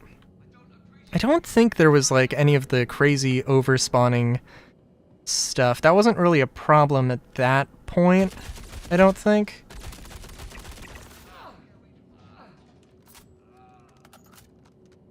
The fact this dude did not come into this room is amazing.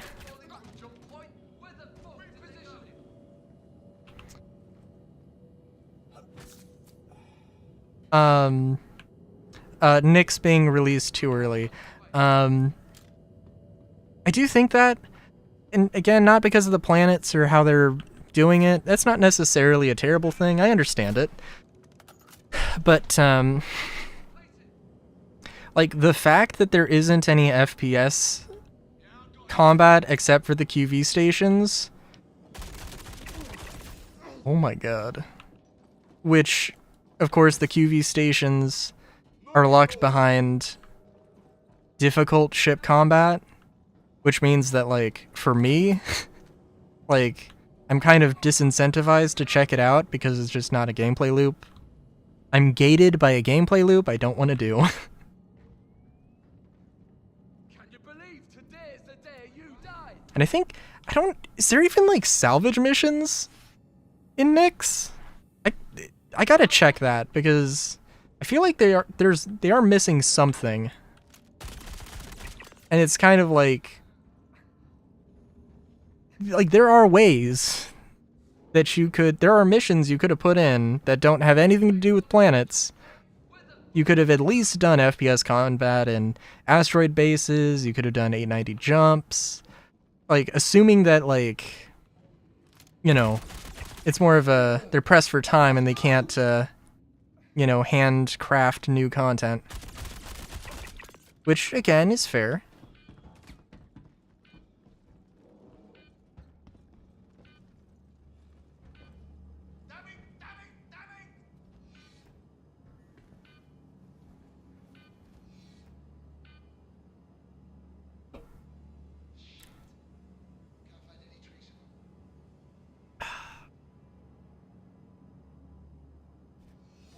Yeah, I really wish there were asteroid bases with FPS combat in Nyx. That would that you could, you know, specifically, you know, ones that you could grind intersect rep with. That would be amazing. Okay, alright, we're going back to the med bay. Black box recovery missions. Okay. That's cool. I mean, again, though, like, yeah. It's, yeah. Like, yeah. The lack of FPS combat that's, like, immediately accessible is a bit of, and it's definitely not how Nyx is going to be in the future, but it's just like, you know.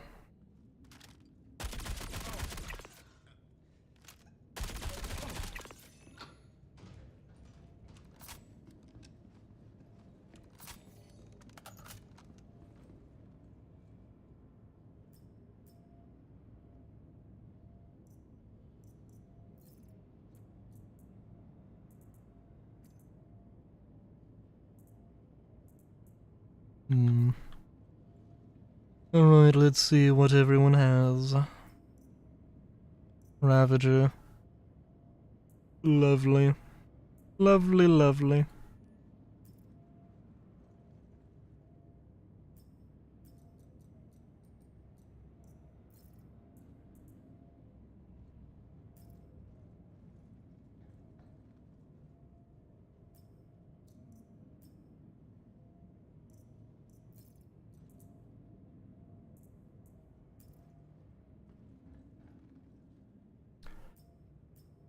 Yeah. Also sucks because, like, I do really like Levski. Levski is real good. It doesn't run super well. Yeah. Oh, also there's the, like, they took the freaking depths, like the little repeatable instanced dungeon thing they wanted to do, you know, and they're planning on putting that in Nyx instead of ArcCorp, and it's like, what the fuck, man? Like, I mean, I guess I get it that you have this new shiny place and you want people to go there and do stuff, but like, goddamn. As somebody who has had ArcCorp as their main port of call forever, like, yeah, it kind of needs it desperately, but okay.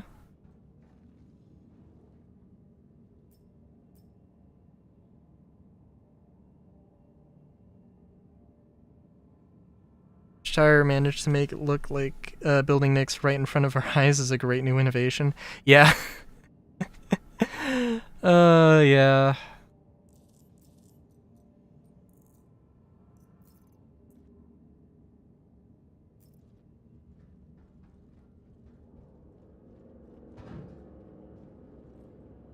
Because it's like, this is also like, I've heard the speculation that they actually did make all of the planets in Nyx, but then Planet Tech came around and was like, or the Planet Tech was ready and they were like, the Planet Tech team was just like, hey, let's throw a new planet in. Yeah, we're gonna make Nyx 1 a habitable planet, even though it doesn't make any sense in the lore. And you know, they didn't like communicate this with the other teams. Not just narrative, but also like mission design. And like, you know, and then they have to redesign an entire system that was never supposed to have a habitable planet. Which, I don't know if that's, I mean, I have no idea if that's true. But, that is kind of what I feel like happened.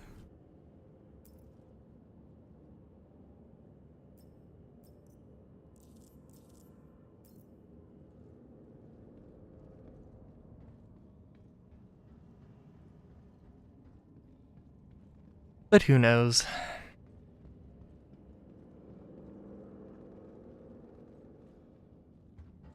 It's also not really going to be like building it in front of our, I mean, maybe it'll be an interesting experience, but like, I don't know. I don't know how you feel, Morocco, about the lack of ISCs and Star Citizen lives. I believe, if I'm remembering the numbers I saw correctly, like we've only had 9 Star Citizen lives and ISCs, not including behind the ships, because those shouldn't count. Actually, that might include behind the ships. I don't know. In my heart of hearts, they shouldn't count, though. Definitely.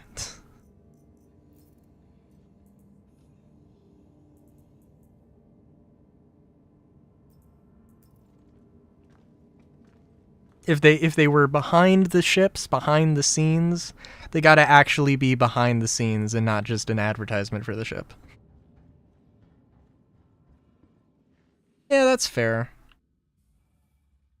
I mean, there is, for me, definitely a huge part of my enjoyment of Star Citizen has been following the progress of stuff. So, yeah, this year did kind of suck.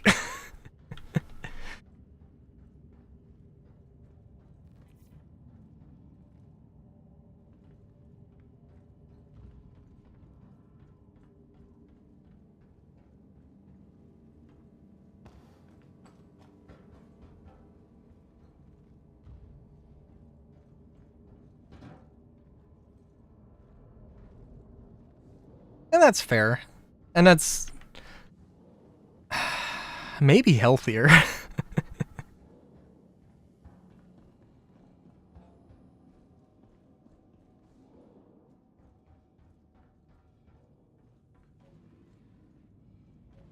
Yeah, that's fair. I really loved the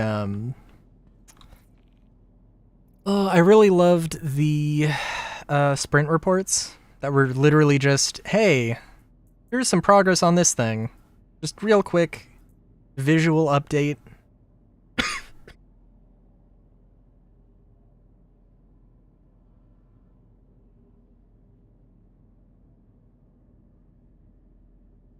Ship ads are cool to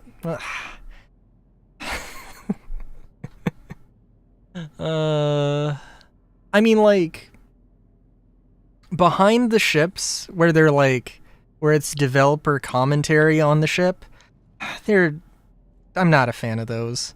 The, like, commercials, those are fine.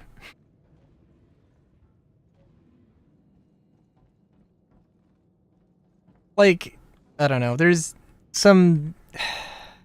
If it was actually like a mini documentary talking about the development of the ship, I would like that so much more.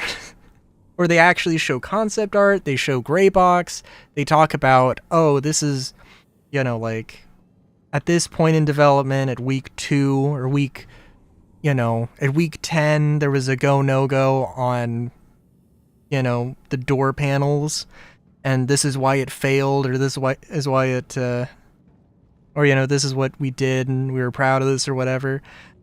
I would be so much happier with that. But then you get things like the Meteor, where it's like, who's this ship for? It's for John Wick. And it's like, okay, it's a funny line, but it's like, come on.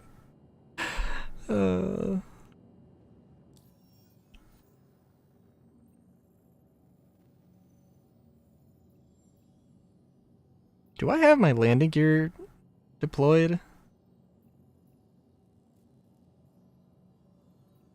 Bought a ship to gain access to the game, everything else I have to play for. That is fair. That is understandable, that is reasonable. And I can respect that very, very much. As my rented 890 is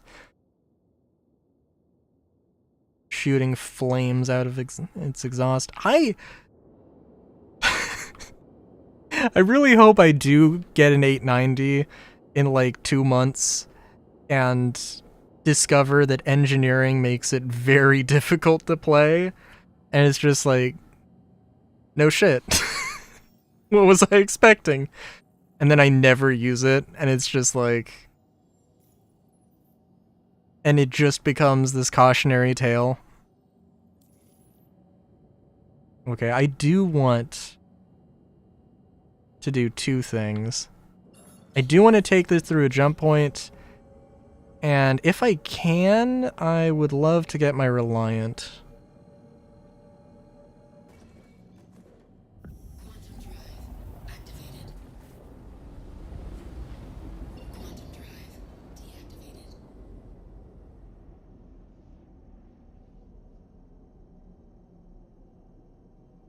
The fact that I've held on to this thing for 3 hours and 50 minutes honestly is kind of amazing. Quantum drive activated. very high ups and downs for a while. Yeah. I mean, I do think that genuinely being an engineer would be of interest to me.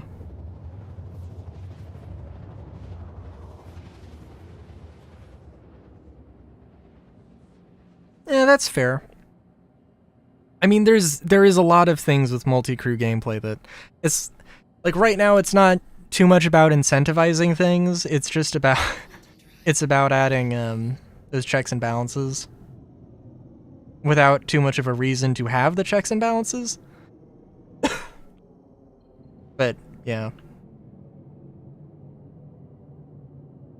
I am excited to see how ballistic laser and ballistics work. But don't forget distortions. My beloved Reliant loadout was to have 4 size 2 laser repeaters and 2 distortions. And I would love to see that make a comeback. But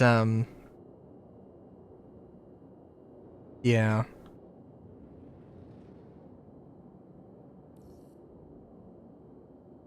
Please proceed to assigned landing bay.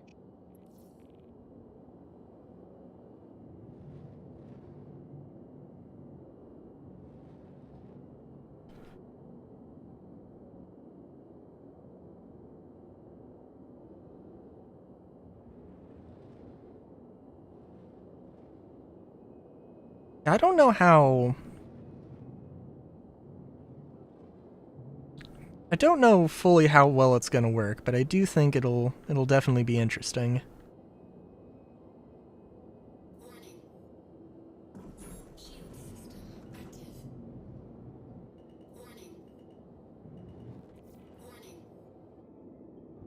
Warning. Warning. Warning. I gotcha.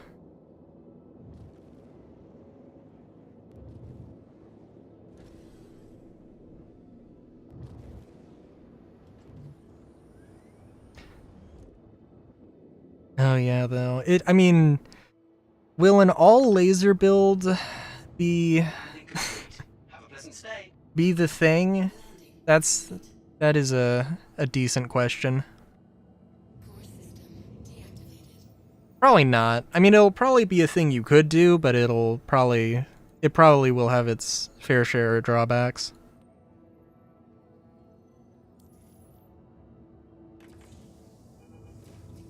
Railguns? Oh. I haven't seen, I did pick them up. I really hope that, they actually work well for, engineering. Because I think there's supposed to be a pseudo armor system with engineering, but I don't think it's currently in.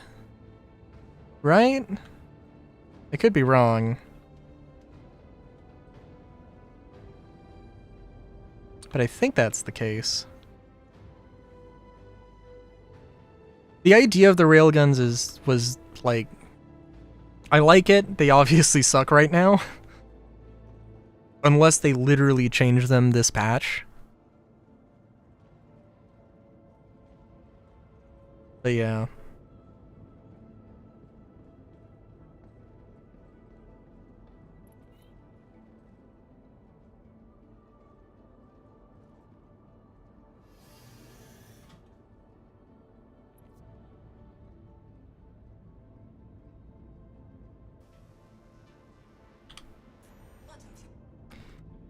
Let's see. I would like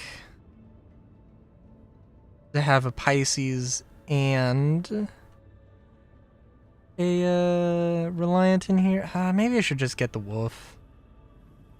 Maybe I should just... Well, no, it's more that the Pisces is going to be difficult to get out. Oh...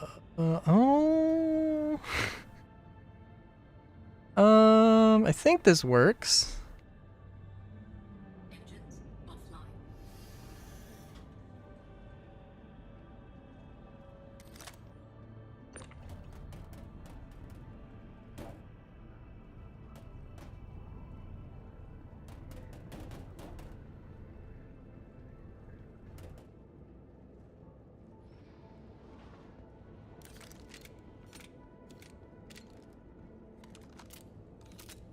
I guess I should have probably just flown the Pisces out. That probably would have been a better idea.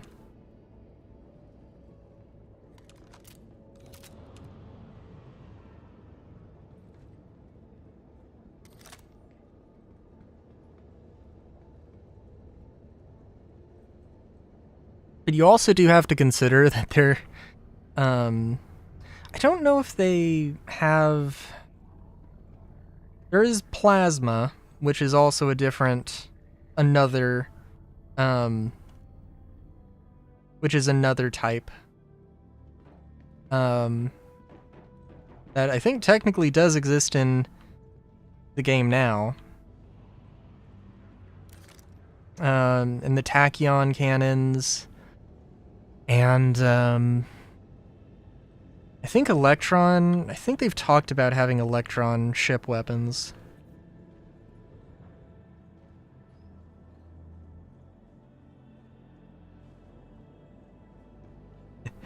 And there's supposed to be E-warfare, hacking, and... Oh my god. And all of these other things.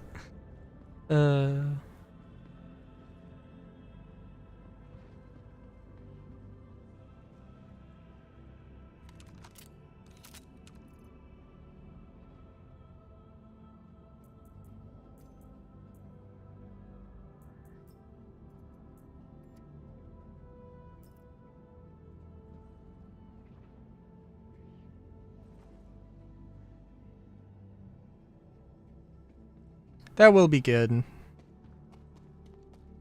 Like, I'm not... I'm not, like, a... hugely excited for bounty hunting. But it is definitely gonna be... will definitely be a nice thing. Yeah, that's fair.